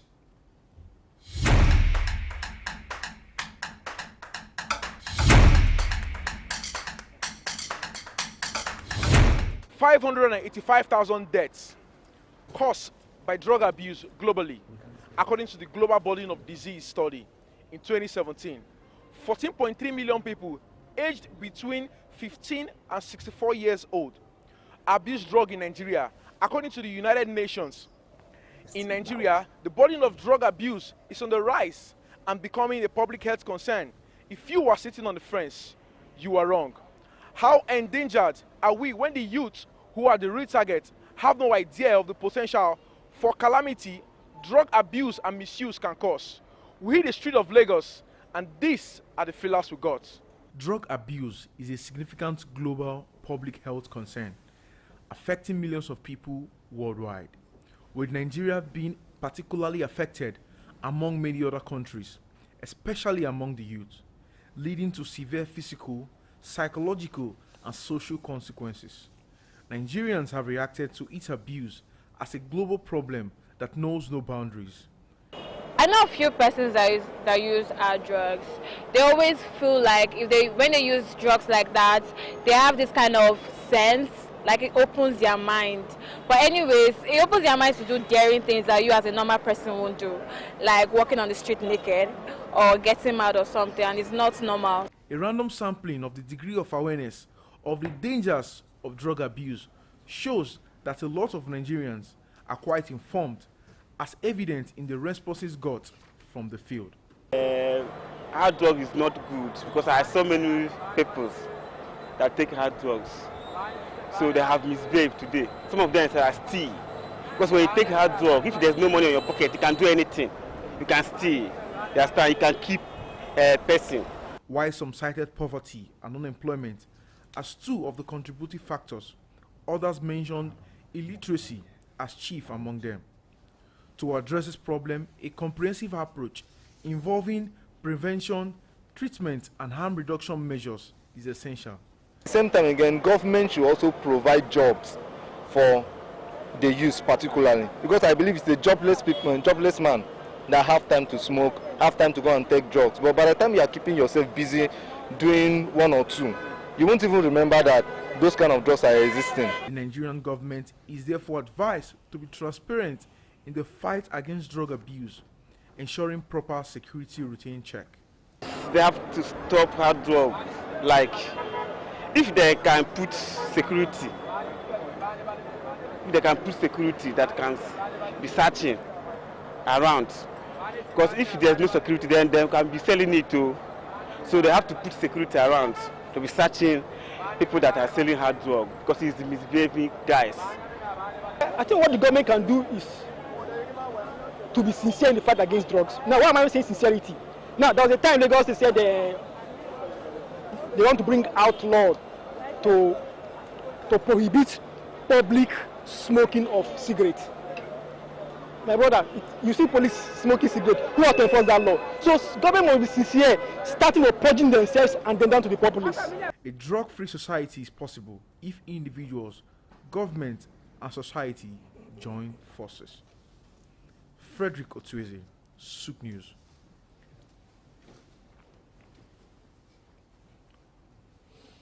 Welcome back. Thank you for that report, Fred Otueze. That kind of sets the tone for the conversation we're having at this point in time, the burden of drug abuse in Nigeria. And we have standing by via Zoom, Karam Mokwenye, who is the general manager of Paroche Reach Out Foundation, which is an NGO in Nigeria that is fighting substance abuse and other forms of abuse. Karam, let's confirm first and foremost if you can hear and see us clearly.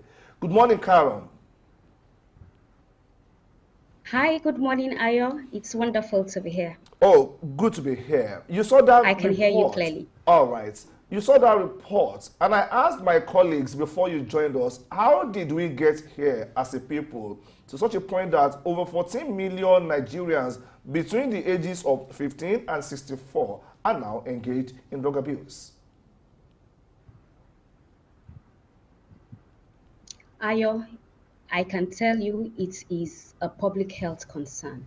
Every street you walk into, on colors, and you wonder truly, how did we get here? Can much be done? Yes, this is a pandemic, as someone would put it, and all hands needs to be on deck, from government agencies to individuals to our family cycles. We need to be involved in active advocacy against this monster that has come into our communities. So let's look at the effect of drug abuse on the person who's abusing the drug. Mm-hmm. Hello, can you hear me? All right, there are several impacts. Yes, I can hear you clearly. Can I go ahead? Yes, go ahead. All right, thank you. There are several impacts to drug and substance abuse. And I can tell you, well, as compared to different ages, you would believe that amongst every 7 persons, as some epidemiology research has it, that amongst every 7 persons, there is one who is involved with drug or substance abuse. And amongst the students, we have about 20 to 40%, in which the youths that fall within this category are about 20.9%. Now, let's look at the impact when it comes to these students. It's either one is dropping out of school, one is having a strained relationships among his peers in school. And you would agree with me that collaboration within the learning space is very essential. We see lack of interest in one study, low concentration span, and of course that would translate to poor grades as you go. And the list goes on and on. Let's not even go to the health impact that affects or cuts across every involved in drug or substance misuse. There could be severe health issues, and in some cases mental health. And amongst all, every person involved in the drug misuse or addiction belongs to a family cells, and you see family issues and family dysfunctionalities creeping in. And of the family is one of the basic foundations of our. It transcends into the community, and so it is truly a global issue we need to be addressing. Okay, Karen, thank you for that background. You mentioned in your introductory speech that everywhere is on colors. Man on colors, woman on colors, the streets on colors, and by extension, the nation on colors. And there seems to be a link between drug abuse and crime rates. Can you please make the link for us? What impact does drug abuse, when everywhere is on colors, has on the rate of crime in our society? Oh, yes. Like I said earlier, Mr. Ayo, when one is on drug, misusing drug or any form of psychoactive substance, to say, you have the problems from productivity, your finances could also be affected. And so when you see your productivity is low, if you're in school, probably a dropout.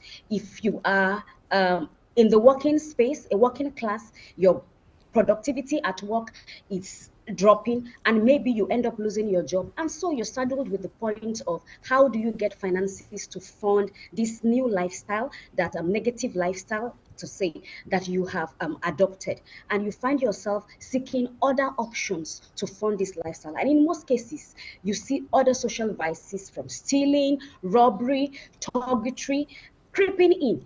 Again, if you realize when it comes to political thuggery, most of these thugs might not necessarily be able to carry on some of these tax that criminal tax that these politicians, ask them to do. And sometimes they would have to request for funding for them to get high before they are able to carry or perpetuate that act that they've been asked to do. So it has a report effect. Okay, it's either drug is encouraging other social vices, or other social vices are also encouraging drug. So yes, drug abuse increases the rate of crime within our communities.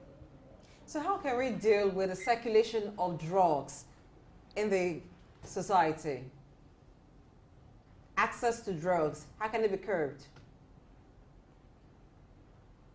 Okay, I think the government has a major role to play here, and not just the government, and several other government agencies. We have the church that also have to be involved, actively involved in ensuring that we curb the use, because when demand is being reduced for these drugs, then the availability or affordability would increase. So I think when healthy policies are put in place by government, and not just these policies being put in place and also enforced, that would help to curb these challenges we have within our communities. Ensure we have border patrol to limit and curb the either import or export of some of these drug and substance within our communities. That would help a long way.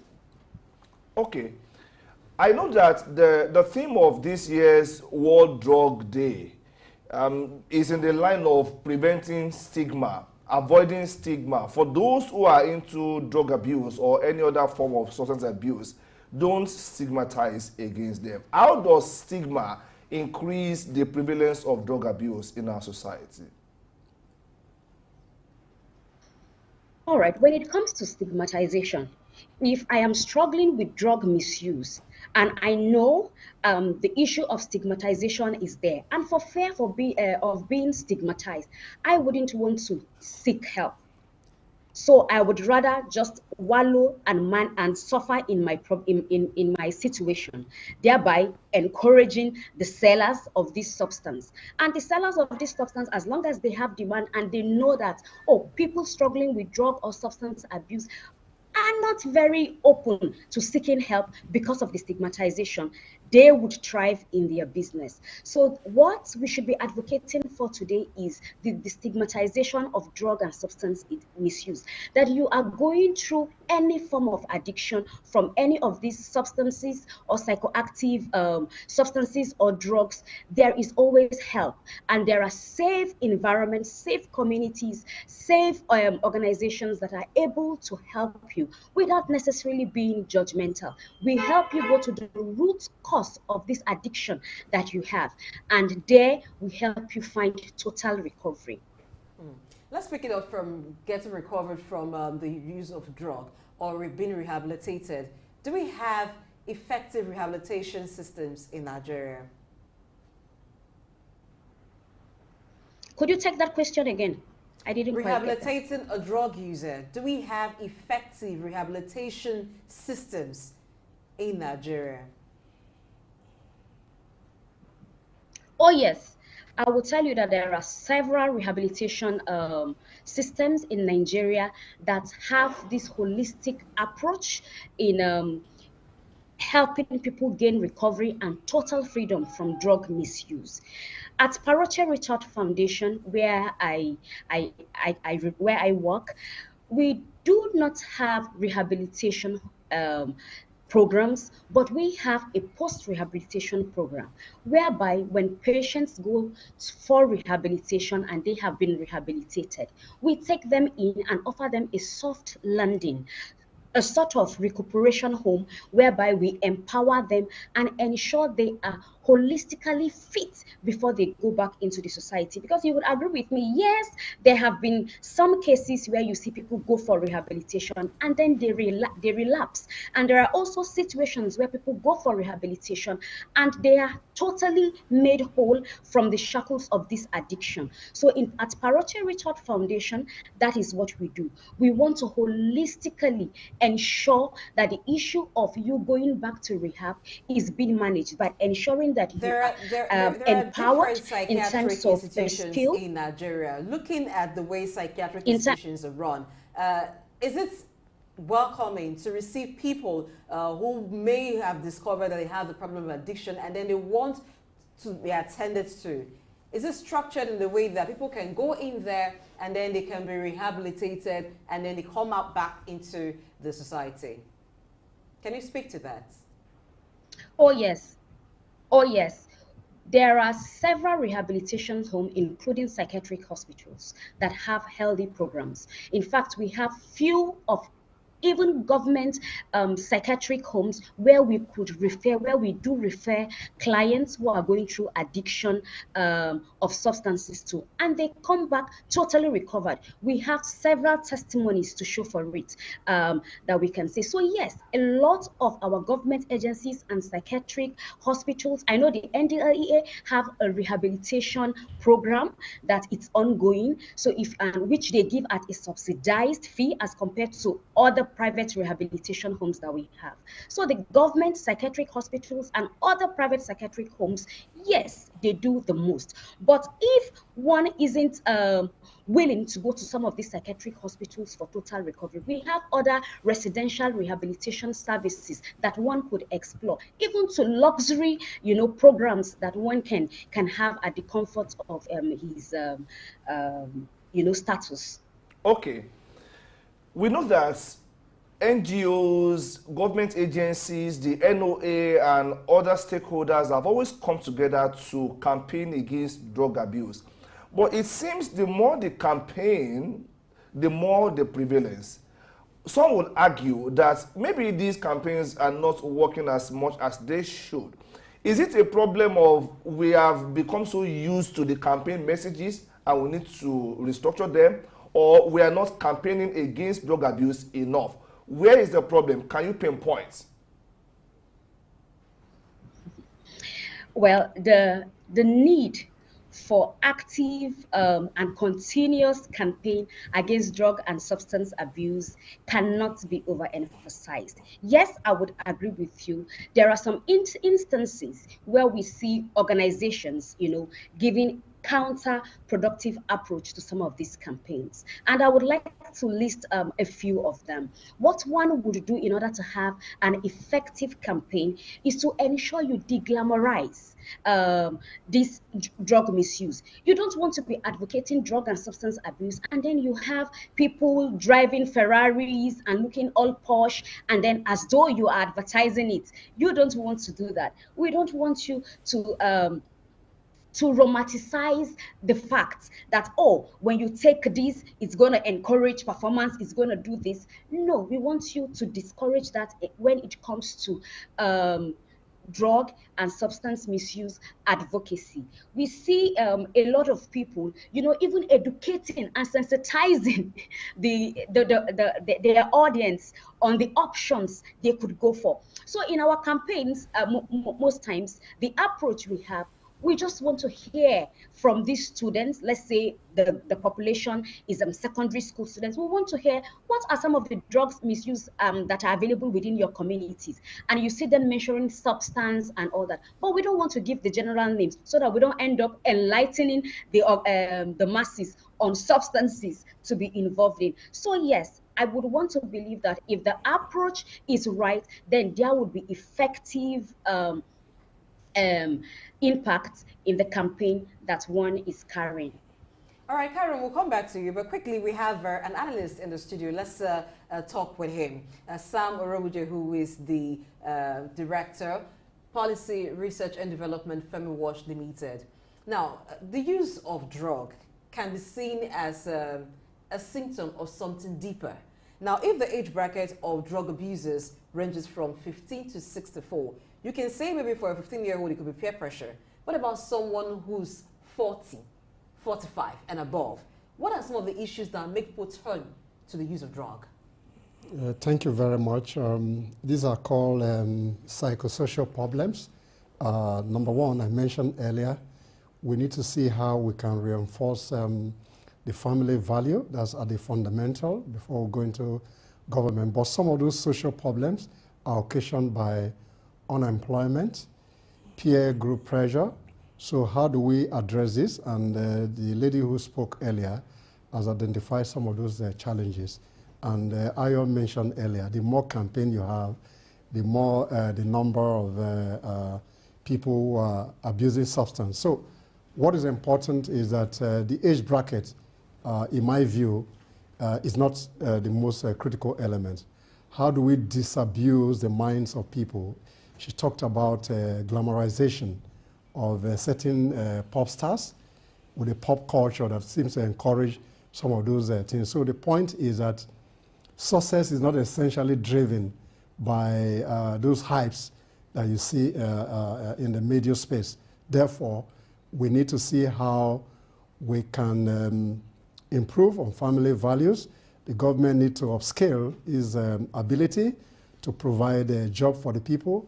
Then those centers must be refurbished and get social counselors who are able to talk to people from their teen to their middle age and be able to stamp out drug abuse, or to a very large extent minimize the abuse of substance, including drugs. Okay, let's go back to you, Karen. You're still there, I want to believe. Karen, we know that there is so much the government can do, there is so much the NGOs that we have can do, but then there is a lot the community can do. all of us know at least one person or the other that is into substance abuse. But maybe we choose to be silent sometimes for some reasons. What do you think the community can do as a group of people to ensure that we sanitize our environment and rid it of, drugs and their abuse?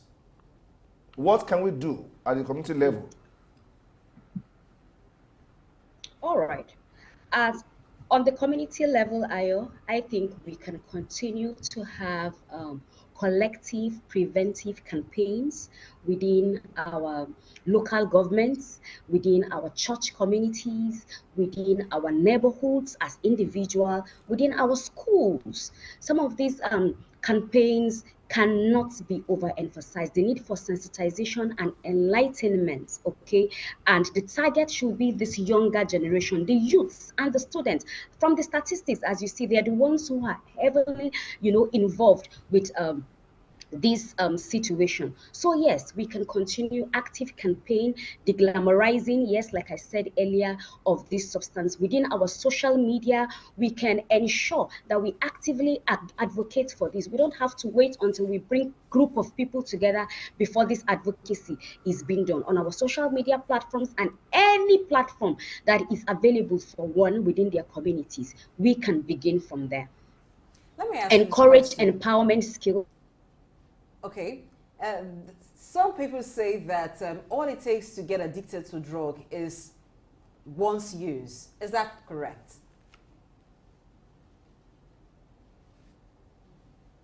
Okay. Now let's look at. All right, Karim, are you still there? Yes, I'm here with you. I can hear you now. Some persons say all it takes for you to get hooked to a drug or addicted is just for you to make use to use the drug once. Is that correct? Oh, yes. Will you be shocked? There is no one who ever wakes up, or have you heard of anyone who ever wakes up one morning and say, I think I want to be addicted, or I want to, explore addiction with a particular substance? No. It starts from either curiosity, peer pressure, like the other presenter rightly said. So something one day makes you have a sip of either alcohol or what have you, and before you know it, you're a social drinker.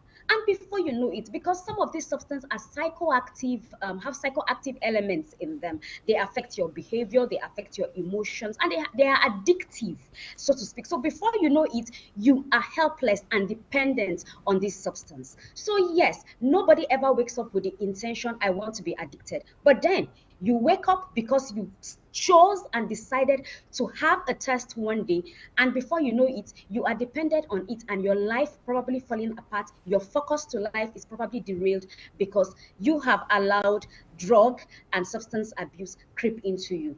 To some, yes, might not necessarily be out of choice. I have seen situations where people were prescribed maybe from an accident pain meds, and over time they became self-reliance in them.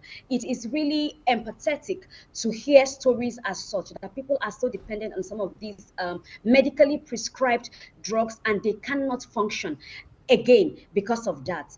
And we reach out to them. That is why I think Paroche Richard Foundation would always reach out to such individuals to ensure they seek help.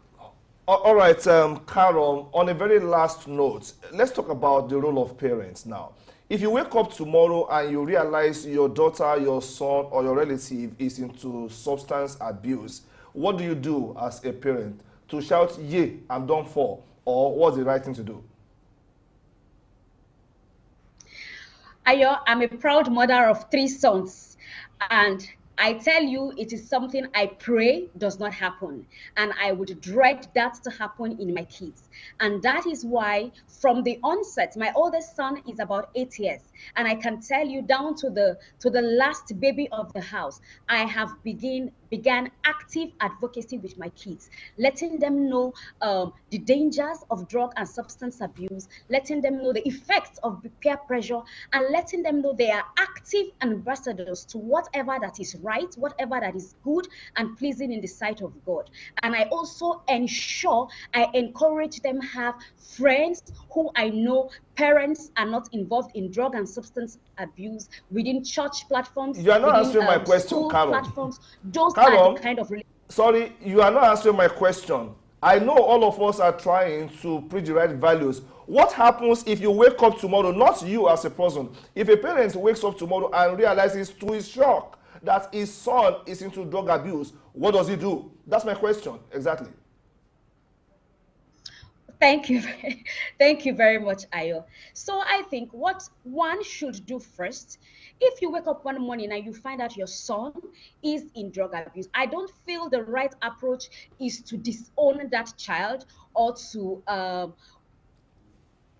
involve, legal actions concerning that child. But the approach should be that of empathy. With empathy and kindness should that child be approached, and love, to let him understand and see clearly, this is your future and this is what this drug abuse is doing to you.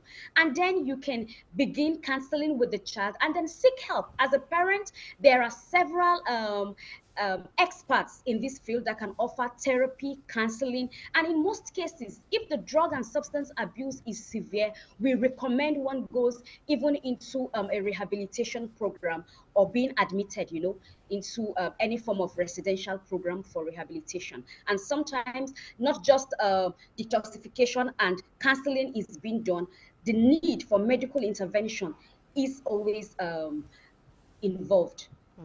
Thank you very much, Kyra Mokoye, who has been talking to us about drug abuse, and not just in Nigeria, but it's a global issue, it's a global challenge. Thank you also, Sam Rude, for being with us on the conversation about drug abuse.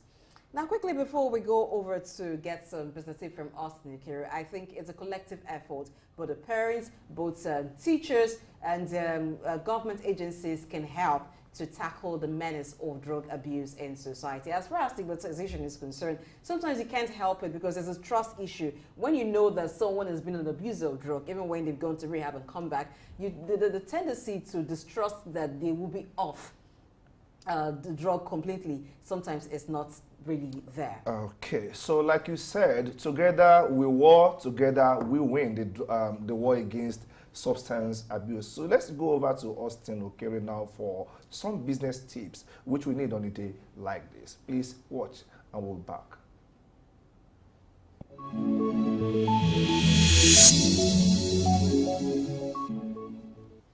This culture, a culture of crass, aggressive impunity, a culture of entitlement, a culture of anything goes, I don't think is going to lead us anywhere.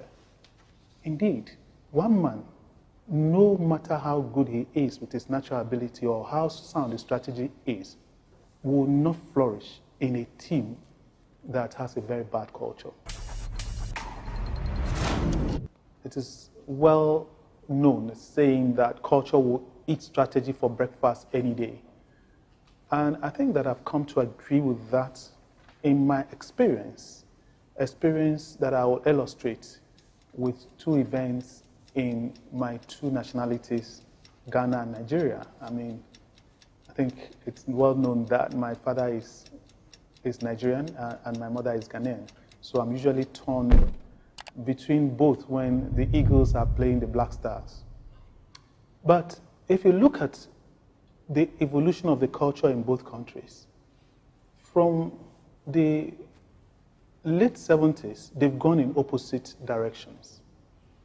In my view, Ghana has gone on a corrective culture that has discovered their moral compass, which was lost. And there is a sense of appreciation of what is right and acceptable and what is wrong. And the situation in Nigeria seems to be going not in that same direction. Things have degraded to the point that they are not even worth reporting. Nobody is reporting on kidnapping, Boko Haram killings, fraud. It's like it's now become a fabric of the culture. Let me take an example. During the Christmas period, there were two events, one in Nigeria and one in Ghana. The one in Nigeria was Native Land. There's a concert that I've written extensively about the two experiences of the two events. But just to recap, Native Land was a concert that took place in Lagos. And a lot of the people who went and their experience was quite woeful. A similar concert that took place in Ghana about the same period was Afro Nation. Incidentally, both events were organized by Nigerians. Were you able to access BP? And the experience of Afro Nation was splendid. I actually did go because my son dragged me to Ghana for the event. And on one of the days at 3:30 a.m. when I'd had enough, I went to the car park and drove home. No area boys, no harassment. And I even heard that in one of the concerts in Echo Beach, a policeman shot one of the fans. You can see the culture play out here. Yes, both had strategies of how to organize and make an entrepreneurial endeavor from these concerts. But the culture of the countries impacted how the turnout came out. Let us look at another example. Ghana has gone ahead to build a state-of-the-art airport at Kotoka International. We have also built an airport, a new one at Murtala Mohammed in Lagos. For some reason, we have not been able to operationalize that airport. In the meantime, the airport in Accra has become the Africa regional hub where all international airlines go and distribute their passengers across the continent. This is a position that Nigeria was gunning for. But for some reason, a culture of kleptocracy, lack of planning, a loss of moral compass has left us stagnant. This culture, a culture of crass, aggressive impunity, a culture of entitlement, a culture of anything goes, I don't think is going to lead us anywhere. Indeed, one man, no matter how good he is with his natural ability or how sound his strategy is, will not flourish in a team that has a very bad culture. That seems to be our situation in Nigeria. What can we do about it?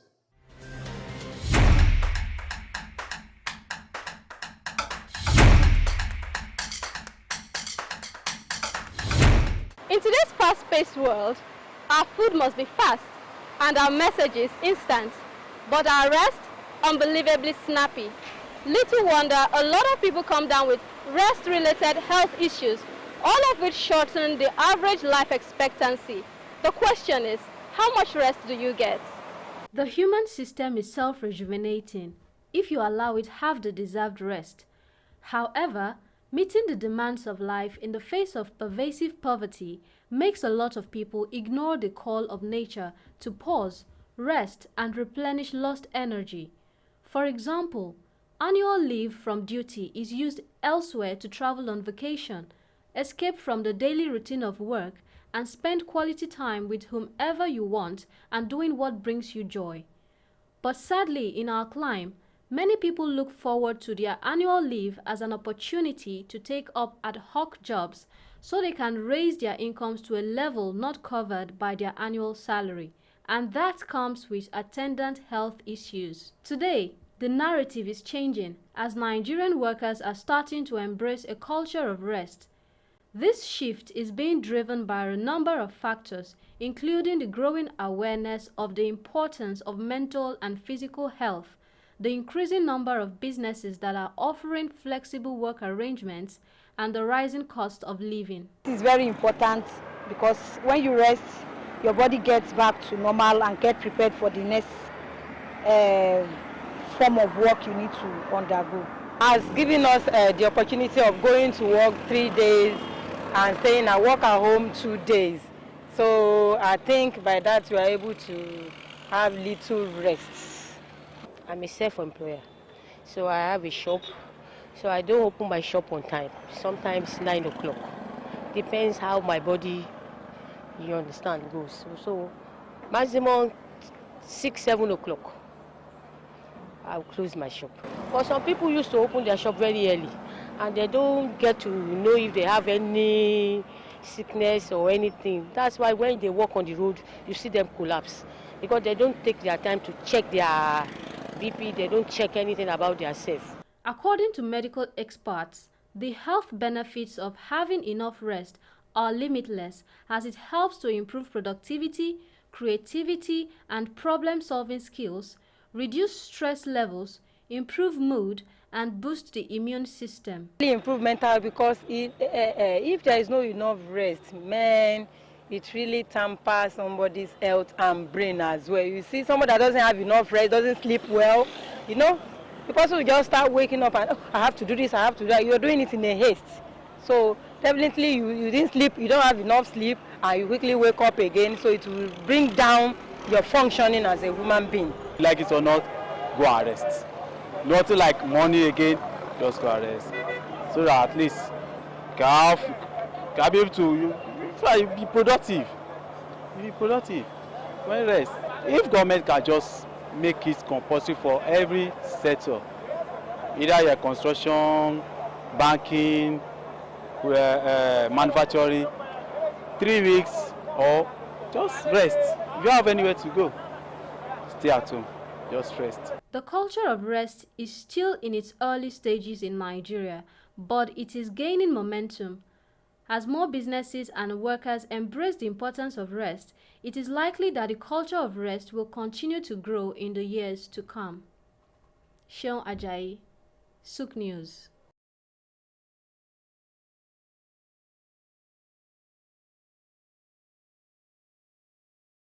For the reports talking about the culture of rest, how much do you take to rest? Some persons just move from one activity to another, or they just move from one day to the other. Some even pride themselves in the little number of hours that they get to rest for the entire day. Well, before we even delve deeper into the issue, I must tell you, you're doing your body a great disservice. So Ayer is here to talk about this. Sam is also here, and we have joining us via Zoom Bukola Dawudu, who's a human resources consultant, to talk about the culture of rest and its impact on work-life balance. Of course, there has to be a balance in everything we do for us to be very productive. So, hello, Bukola, are you there? Hello, Bukola. Thanks for having me. Can you hear me? Can you unmute yourself? Good morning, Bukola. Can you hear me now? Oh, good morning. Better. Glad to have you. Yes, God worked according to a particular religion. God worked for 6 days, and on the 7th day, he rested. Yet, we have human beings who are trying to be superhumans. They don't want to rest at all. They want to work all week long. How does this affect productivity? Because you have a limit as a human being. How does not resting enough affect your productivity as a person? Thank you for having me. Can you hear me very well? Yes. Of course we can. Go ahead. Oh, great. So I must say, this is an interesting topic and mostly ignored by professionals. And I'll say it's common in this part of the world, especially in a busy city like Lagos. People do not really pay attention to the numbers of hours of sleep that they get to take on a daily.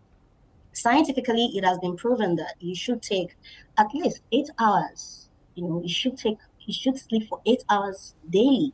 However, the question is this possible amidst all the busy schedule or amidst all the activities of the day? Well, some professionals are also saying that looking at the numbers is not enough. What about the quality? The quality is important. So I would say that, yes, it is very, very important to make sure that you sleep well. Quality is very, very important, and it is linked to productivity in the workplace. Is it only when you sleep you rest? How can people have quality rest without sleeping? Sure. So, first of all, I think we should talk about factors leading to resting or relaxing, because like you said, well, it's not only when you sleep you rest. That's certain. It's not only when you sleep you rest, but at the same time, you need to sleep to be, like in a state of oblivion, like you don't know what is happening around you. So you need to actually sleep. It's very important. So people would like to compare relaxing to sleep. They're two different things. You need to actually sleep. Relaxing could be maybe you're just not doing anything, you're reading, you're not worried, you're maybe at the beach, you can actually have other activities aside sleep. But it's very, very important to sleep. They're not the same. Okay. It is being said that when the essence of a thing is not known, abuse becomes inevitable. Yes, one would assume that people should understand why they need to rest, but maybe not. Let's tell or hear from you what happens to you as a person when you're not having enough rest, the psychosocial implications, and so on and so forth. Okay, as an individual, it leads to fatigue when you don't rest well. And fatigue, it's very, very common in humans when you don't have time to rest, relax, and it also affects focus. You will be unable to focus properly. Aside fatigue and also trying to focus, mainly on a particular task. It can also affect your relationships with people. That's where you hear, oh, I'm having mood swing. It's also linked to that. So when you don't sleep well, it affects your strength, which leads to fatigue, and that's why it's been recommended to exercise often, because that can also minimize the risk of being tired. And also, apart from the fatigue, apart from affecting your social relationship, you're having mood swing, or sometimes someone would just want to be isolated because you just felt like, I'm tired, I don't want to relate with people. That could affect even diets. You find some people you find it very hard to eat or focus on eating. It could affect eating junks, trying to not prepared for your meal. So it affects a lot of aspects of your life. It affects a lot. So what are the benefits of resting? What does it do for you when you rest? First, I'll say that one major benefit is it gives you peace of mind. I'll say that. It gives you peace of mind. I've seen that in the workplace. It's common in the workplace when people are burnt out, they are overwhelmed. They lose focus. And by losing focus, it affects their productivity. It affects even their relationship at home. So it's very, very good to make sure that you sleep often because, like I mentioned, it gives you peace of mind. It makes you healthy. You're able to plan your meals. You're able to, improve your relationships, whether in the workplace or at home. So it has lots of benefits. Okay, let's scale up the conversation and look at it from the HR perspective, which is your field of play. One reason for people not having enough time to rest is they've actually procrastinated a lot during the day, and and they have deliverables to make the next day. So because of the pressure of deliverables, you find yourself not working. How can people begin to manage their time or manage their energies, as the case may be, so that there is balance between work time and fun time from the HR perspective now? Okay, I'll also say from workplace safety. Yes, it's a whole lot. HR, it's about workplace safety and making sure that employees are engaged in the workforce. So, yes, time management is key. However, not everyone is actually inclined to know how to manage their time well. So that's why you see courses out there for time management. Okay, so but if you ask me, I'll say it's planning your day. Okay, so let me give you a typical day. You could decide to say, all right, I want to sleep at 9 and make sure I'm awake by 5. And when you're awake by 5, what do? Do you go straight to your mobile phone and start scrolling? That wouldn't be fruitful for you. So it's better, you actually try to maybe have a to-do list for the day. You could, by that time, you can actually listen to music to energize you. You can decide to do on other things like hobbies to make sure that you can even be reading to make sure that you're ready for the day. Then when you get to the office, you know the time to actually focus on your desk, to actually focus on your laptop or your desktop to get things done. And at the same time, you can decide to, plan a day for, because not all the time you'll be on your desk. So there are times that you really want to coordinate projects. You want to speak to people. So you can have your time, let's say 2 hours of the day. So it's something you have to come out with, like have a list of what you want to do. A lot of professionals have actually emphasized on to-do list, while I would emphasize that you do what works for you. You may not have a to-do list. You might actually have maybe some. It's also part of to-do list. It now depends on how you do it. Some people actually have it offhand, while some people decide to have it written. But it's been advised that you write your daily task and know what you're expected to do. When are you supposed to take a nap? There's some company culture would actually provide breakout areas for you to relax. Most companies do that now for people to relax, to observe their breaks. So during that period, you can decide to take a nap, relax, or even just read. So it's time management is key, and is also linked to the culture of rest. However, you do what works for you. All right, doing what works for you is personal, but as an organization, what are the ways a company can support the culture of rest? You mentioned one, but I know there are others. Yeah. Yes. Like creating a safe space, breakout area. Also, a company can also have a kitchenette, to make sure that people can go there and leave their desk to actually eat. So by doing that, you're not multitasking, eating at your desk, and at the same time you're working. That's another way. Then policies, you ensure that you have you're compliant with the labor law when it comes to leave policies. It is very key, because when you have a culture of letting people go on leave on time, there's a leave plan on a yearly basis, so people are aware that I have to go on leave in the fiscal year. So it is very important for companies to also have that in their policies, and also clarity of roles, because we've seen cases where people do a lot of roles and they are actually conflicting roles, and it affects the way they perform. So let me give an example. Imagine a customer service professional who is also a project coordinator.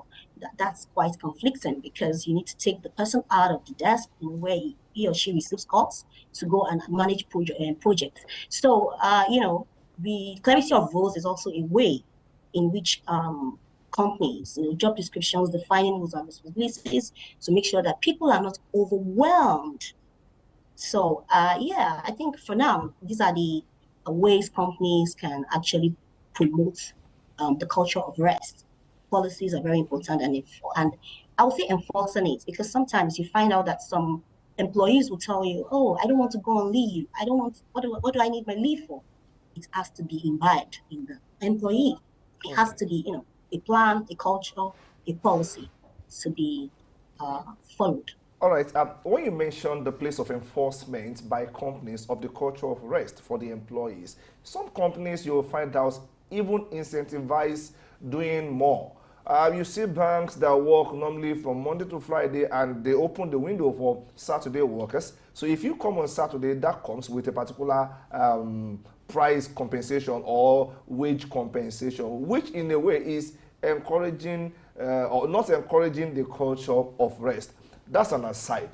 Let us look at the quality of rest we can have in these digital days. Even when you want to sleep, your phone is there with you to press. When you are not pressing your phone, your spouse is pressing his or her phone, and you're like, what is happening? How much rest can we have when we are being interrupted daily by digital devices? And how do we manage this? A topic comes to mind right now, which is technology and mental health.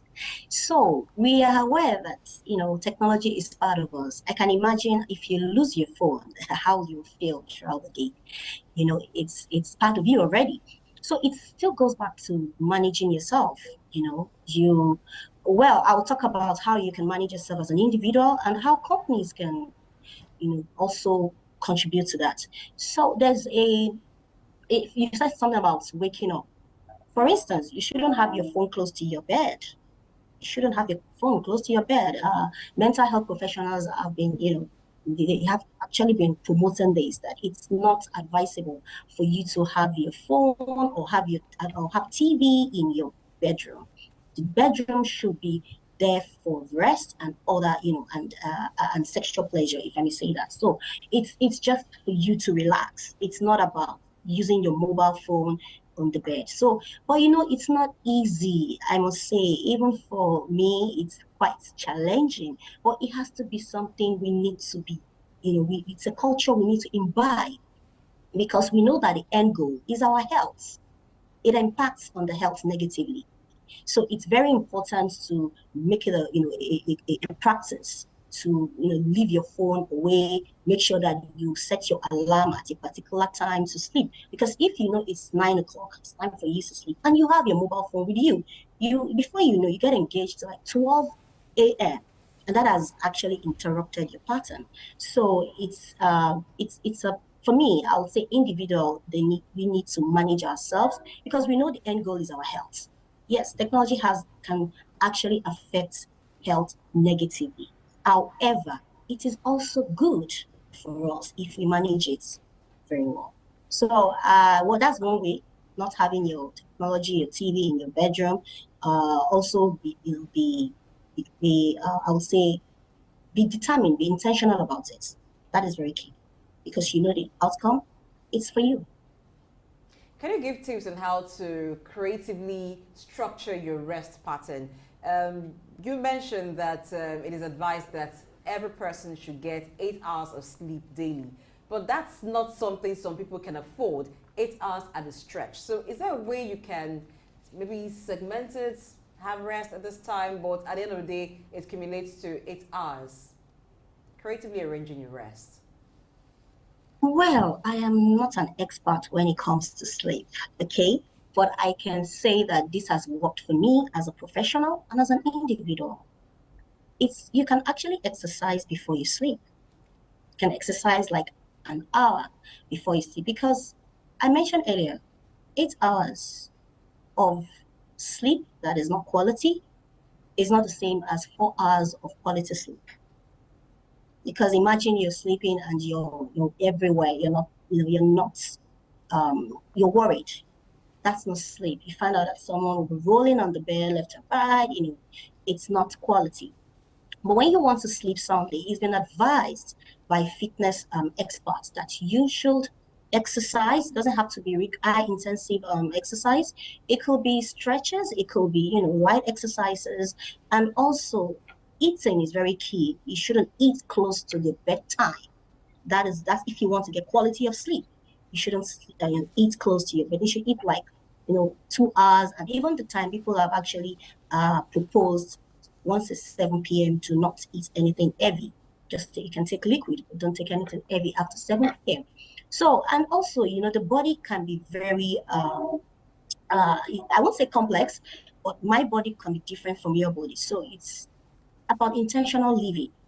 That's what I can say. And planning, for me to plan your what's it called, your sleep pattern, it might not actually be relevant to you if I say this here. So, and like I said, I want to be very careful, because that is not my expertise. However, what has worked for me is to ensure that I do not sleep very close to my bedtime. Sorry, I do not eat very close to my bedtime, and I also try to exercise before I sleep. Then do away with any mobile phone like 30 minutes before I sleep. So now let me give you a typical example. Imagine you sleep at 9 and you wake up at 3, but it is sound. That is less than 8 hours, right? That is okay for the day. But if you sleep from 9 till 7 a.m. and it's not quality, you're just you're worried, you wake up and one factor, should I say symptom, or one indicator to actually know that you did not have quality sleep is when you wake up feeling tired. That is an indicator. You shouldn't wake up feeling tired. So when you wake up feeling tired, you already know this is not quality sleep. And that's why it's advisable you relax before you sleep, you exercise before you sleep. When I say exercise, doesn't mean you have to go to the gym. You can stretch, you can look for some, mild exercises just to stretch your body and sleep, and make sure you're hydrated, because you can actually wake up feeling thirsty. to go drink water. So it's better you're well hydrated too before you sleep. So okay. Let's bring it home because we are almost out of time. I just want you to offer maybe 2 sentences of advice. One to HR practitioners who determine how much rest their workers have, and one to the workers themselves who believe that productivity is actually related to how much time you deprive yourself access to sleep. How would you advise each of these segments of the population, the employers of labor and the employees themselves? Okay. For the employees, like I mentioned earlier, it has to be intentional. However, the environment is a factor. Because if you're working with an employer who is not promoting this, then how do you intend to be intentional about that? It's very, very key. So I would advise, even though it's quite challenging due to the nature of the labor market, but it's advisable you choose your employer, check their practices, know what they do. Of course, this is just, like I said, it's quite challenging because of the unemployment rate in the country, but it's an intentional thing. You just have to make sure that at least your employer is compliant with the basic labor laws. We have employment law in the country, and it's actually very valid. You mentioned the banking, like just you mentioned more of the banking where they can actually give incentives to come on a Saturday. I don't want to believe that they do this every Saturday. There are exceptions where you know how to manage it. Maybe it's a Saturday and you actually try to manage it the way you take another weekend and relax. Okay, but for employers, HR practitioners have been promoting this.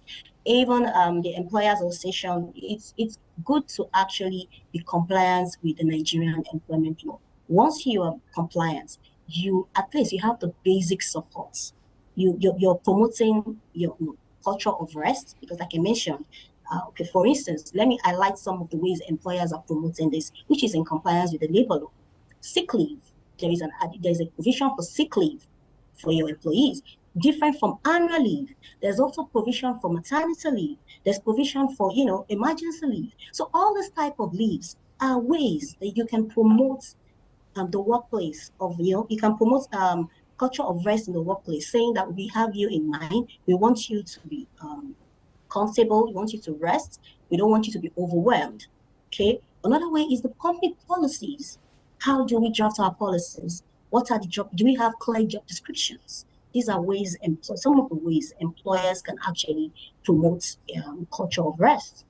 I wish we had more time to accommodate this discussion, but unfortunately we've run out of time. Thank you for being a part of Early Exchange this morning. We've been speaking with Human Resources Consultant Bukola Dawudu on the culture of rest and its impact on work-life balance. We're going to break and then we'll be looking at something, a practice that is very dangerous. How do we curb it? Stay tuned.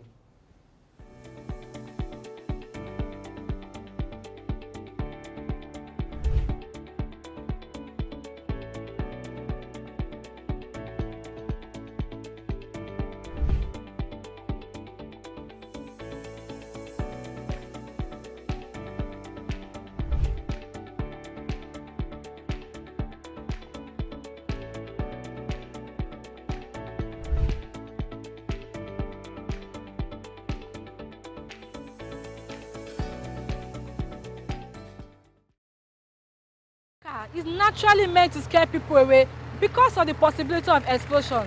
In Nigeria, however, you see people rushing, ignoring the warning sign to what is called free throw. Lives have been lost through this practice, but it seems not stopping. Fuel tanker accidents in Nigeria often lead to fuel spill, attracting individuals to engage in the illegal and dangerous practice of fuel scooping. The Nigerian government's effort to enforce penalties and raise awareness about the risk associated with fuel scooping are crucial steps in addressing this issue. Collaborative efforts from the law enforcement, relevant agencies, and the public education can collectively contribute to deterring fuel scooping and promoting responsible practice in Nigeria. In response to the issue of fuel scooping, a majority of the respondents attributed this practice to poverty and non-availability of fuel, which has become a prevailing mindset due to the current situation in the country. Our people need to change their narrative or motive whenever there is a tanker accident. They don't have any other thing than to go and scoop fuel, which is very dangerous. I don't know what we call this.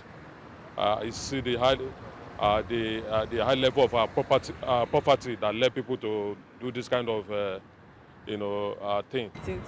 I feel what makes people go into fuel scooping is there's a whole lot of fuel scarcity around. So once you have an opportunity to get fuel to sell in the black market, it's a good avenue to make extra money. But naturally, it's not healthy, it's not safe, and it's not wise. I don't think everybody that is scooping oil is poor, but I think some of them greed make them gravitate towards scooping of oil. And I think poverty too, it just shows that there's poverty in the country. Other respondents emphasized that both the government and the fuel company owners should implement restrictive measures to monitor fuel movement from state to state and region to region. Doing enough, they are not doing enough because we have so many cases of leakages, whereby even the security agencies might not be aware of. That's why people will go ahead to scoop before them getting to know. So the security architecture should be channeled towards a way that there should be surveillance 24/7.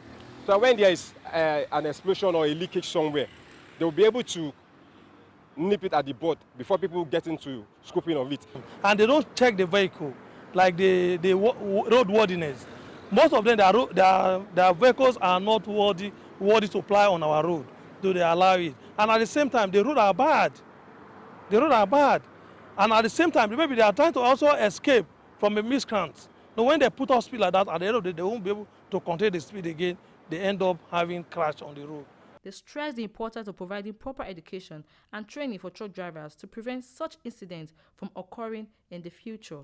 Pretty much the highest form of training, driving school. They should have they should have attended a driving school, but most of them they don't even have the driving license, and they might have just learned from a friend or a close family relation. They should have a recognized driving institution with a certificate to attest that they are certified drivers. I feel they should have backup stations not too far from where their depot is, or wherever the location is, maybe as a central location. So once there's this kind of situation, they can just call for backup to take the fuel so that it does not cause a whole lot of littering on the road and leads to fuel scooping. By adopting these measures, Nigeria can effectively combat fuel scooping and promote safer practices within the fuel transportation industry. Chamaka Opara, Sook News. Welcome back. That was a report about the dangers of scooping fuel from falling tankers. How did we get here? One of the attributes of a human being is what we call irritability, response to stimulus. And you would assume that because you are human, when you see danger, you run away from danger. But what happens when you see danger and you are running into danger? You see a petrol tanker spilling fuel, and the next thing that comes to your mind is, let me go there and take a scoop. This is free fuel. How did you arrive here? It's by people assuming they can be smart enough or too smart to beat danger. You find that a tanker laden with fuel has fallen. Some persons will tell you, oh, they've known from years of experience, or they know it will not explode immediately. So they just want to quickly do this, that rush. Let me quickly scoop as much as I can before it explodes. As one person is going there, you find other persons going there. So there's a rush, and people going in with different containers or vessels to try to scoop fuel from these things. And sometimes in that process, a spark just happens, and then everything goes up in flames. So it's people wanting to prioritize little gains over their life, thinking they can be smart enough to just subvert the danger or just have a way around it. Okay, Sam, let's talk about this. Does this speak to ignorance on the part of the people, or it speaks to, I don't care about my life? I think essentially we have to look at it from two dimensions. What is the state of our public infrastructure? What are compliance in terms of safety regulation?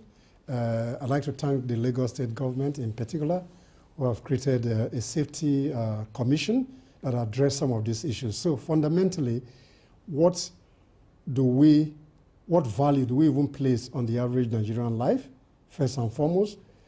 How do people respond to danger? So what is important is we need to provide adequate education on the danger of trying to harvest fuel when there's an accident occasioned by either a tanker that has fell over as a result of bad roads. So what is important is we need to put safety measures in place, and government need to enforce those laws.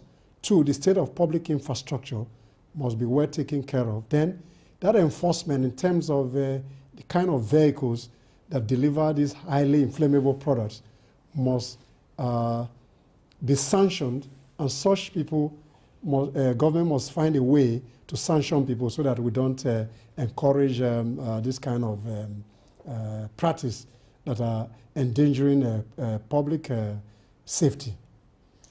What are the emergency response that can be done to prevent the accident or the casualty that could come from a falling tanker? Sometimes when these things happen, they just along the roadside, could be due to bad road or poor driving of the tanker. So when it happens, the kind of response teams that we have, or even response from those around, from the driver, what should it be to minimize this impact? I think for public safety, responders, those who are into emergency response, must upscale their response time, and there are processes and procedure. Emergency preparedness must be taken seriously. Then those who are in charge must equally anticipate areas where these kind of dangers do occur from time to time. But what is important, in my view, is that government must improve on public infrastructure.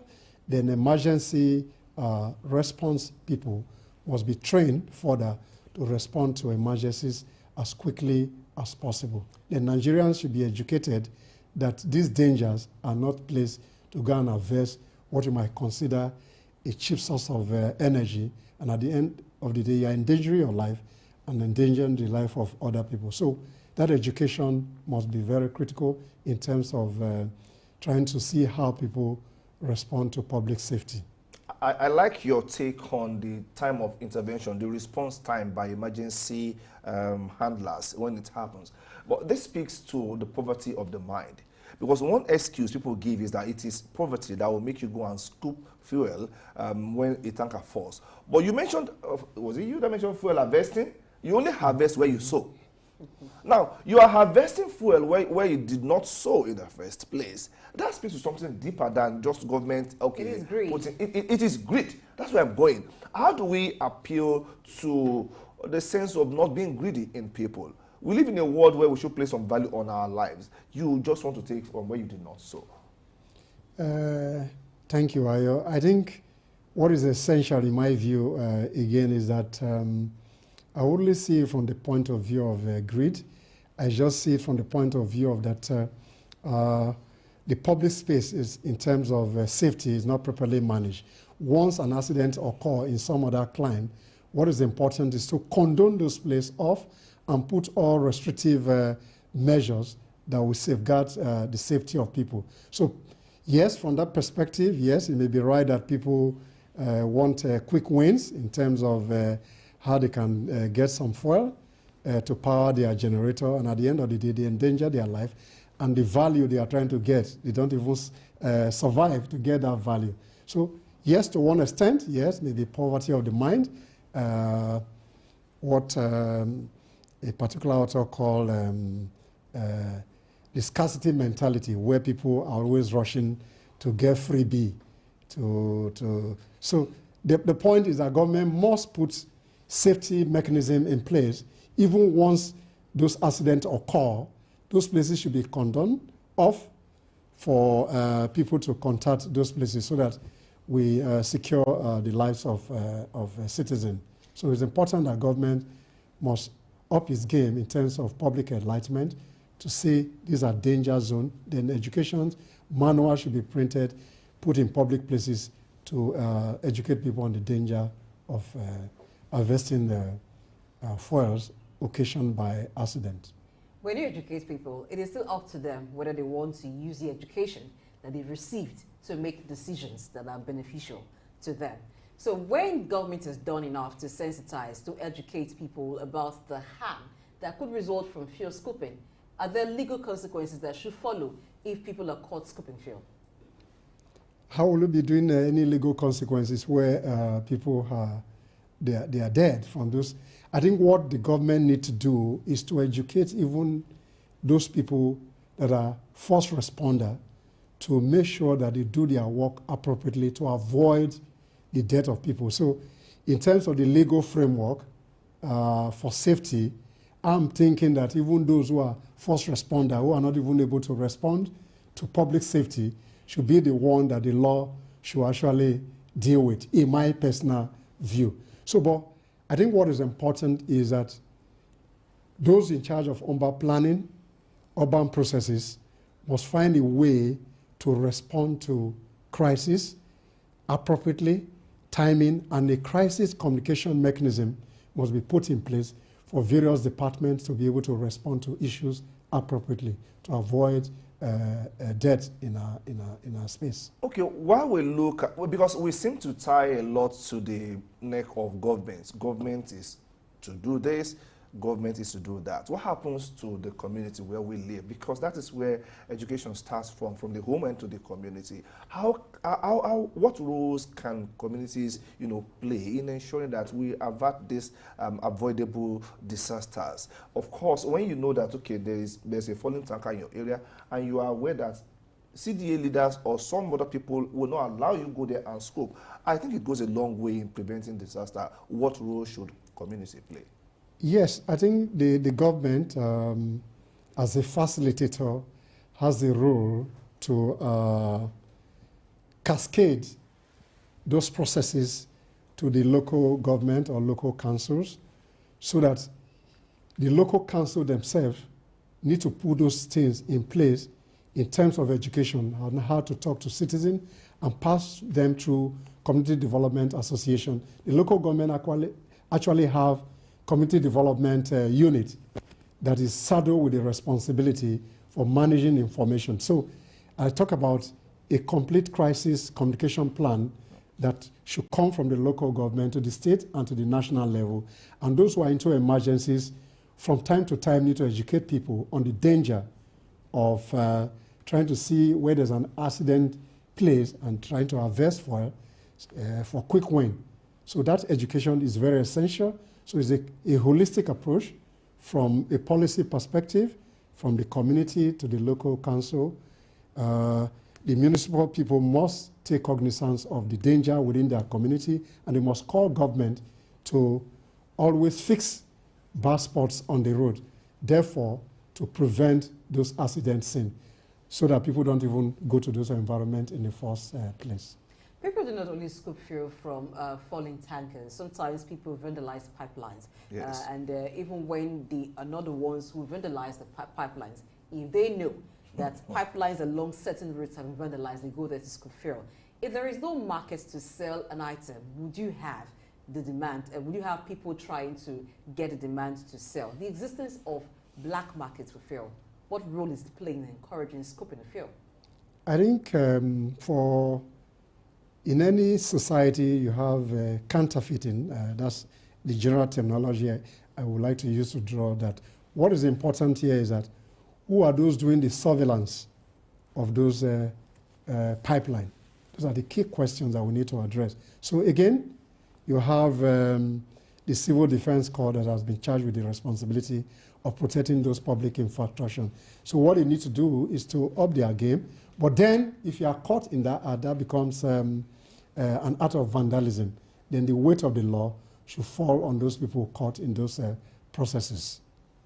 Okay, we're still looking at this pipeline vandalism. I know that efforts have been made in the past to discourage it, and efforts are still being made to discourage it. Yes, like she said, without a market, there will not be supply. So we're looking at the supply side of it most of the time. What about the demand side of it? Now, if we find ourselves in a place like we do now, where no matter what is being done at the policy level, people will still find a way to bypass, the dragons of law, so to speak. And you mentioned earlier about crisis communication plan. Can you just delve some more into this? Because if we have a clear communication of the crisis situation, maybe it becomes easier for all of us to comply and do the right thing. Maybe you want to expand more on the crisis communication plan with respect to this issue. No, what I mean by crisis communication plan is that the public institutions need to anticipate crisis before they occur. So you need to put a communication strategy that addresses the various levels of possible breakdown in those processes. So you're able to anticipate, and you're able to respond appropriately. You're able to equally isolate the possible danger that will come from those things. So you put a communication strategy in place, a public communication strategy that can address this issue in terms of education, in terms of the way the public should respond to issue, what number to call if you suspect there's a danger somewhere. So you're able to manage those things from a holistic point of view, and you provide safety for citizens, and the public space become more better for citizens, and government need to constantly revise this strategy that is put in place, including the community themselves, who are the first responder, even at the community level. Who do you respond to? Do you call a baale, for example? Do you call the local government chairman? This will help to address those issues. The siting of fuel depots, should we now begin to make the routes such that you don't have much of residential buildings, you don't have much of residential apartments around that route, so that it is free from the eyes of people as such, and even close to private properties? Because we find that when such happens and it's within a residential area, that's where you find more persons leaving their homes to want to scoop fuel, because it's not very easy for people to leave their businesses to go and start scooping fuel, or when it's along the express road. So the siting of depots, the route through which tankers go through, how should we now begin to look at their arrangements or their siting? I think that's a challenge from urban planning. So, and that again is a public policy issue. I think when some of these depots were built in the past, the issues were that these places were far from the city. But as a result of conurbation, that's the emergence of towns into cities, some development has caught up with those places. So what the government needs to do is to plan ahead, maybe 50 years, and relocate some of these depots to places that are far from the city. So that's an urban planning challenge, and it's something that government must look into. Those who are equally investing in those sectors must equally think that the city environments are not the best places to site those depots. So those who build tank farm should look further away, maybe 100 kilometers from the city center. But it's a major challenge for urban planners, and government must look into that going forward. All right, Sam Olubuje, thank you for being part of the show once again today. And that is the package today. We do hope that Nigerians will realize that you must place value on your life first. Because if you don't value your life, how do you value the lives of others that are around you? It's practically impossible. You can't give what you don't have. And if you place enough value on your life, you will not see a falling tanker somewhere and you think you want to harvest fuel that you did not sow there in the first place. So I want to say thank you to everybody that has been part of this show from 7 a.m. that we started up till this moment. My name is Ayo Jimmy. From me, it's bye-bye. Blessing. Thank you for being a part of the show today. I hope that you'll be able to join tomorrow. Make effort to be a part of the show. There's so much you'll benefit from watching Early Exchange. Coming up at 10 o'clock is Business Insight with Olaoluwa Awe. Thank you, producer, and to the technical crew for a wonderful, for all efforts put together to produce the show today. I am Blessing Ayichi. Bye.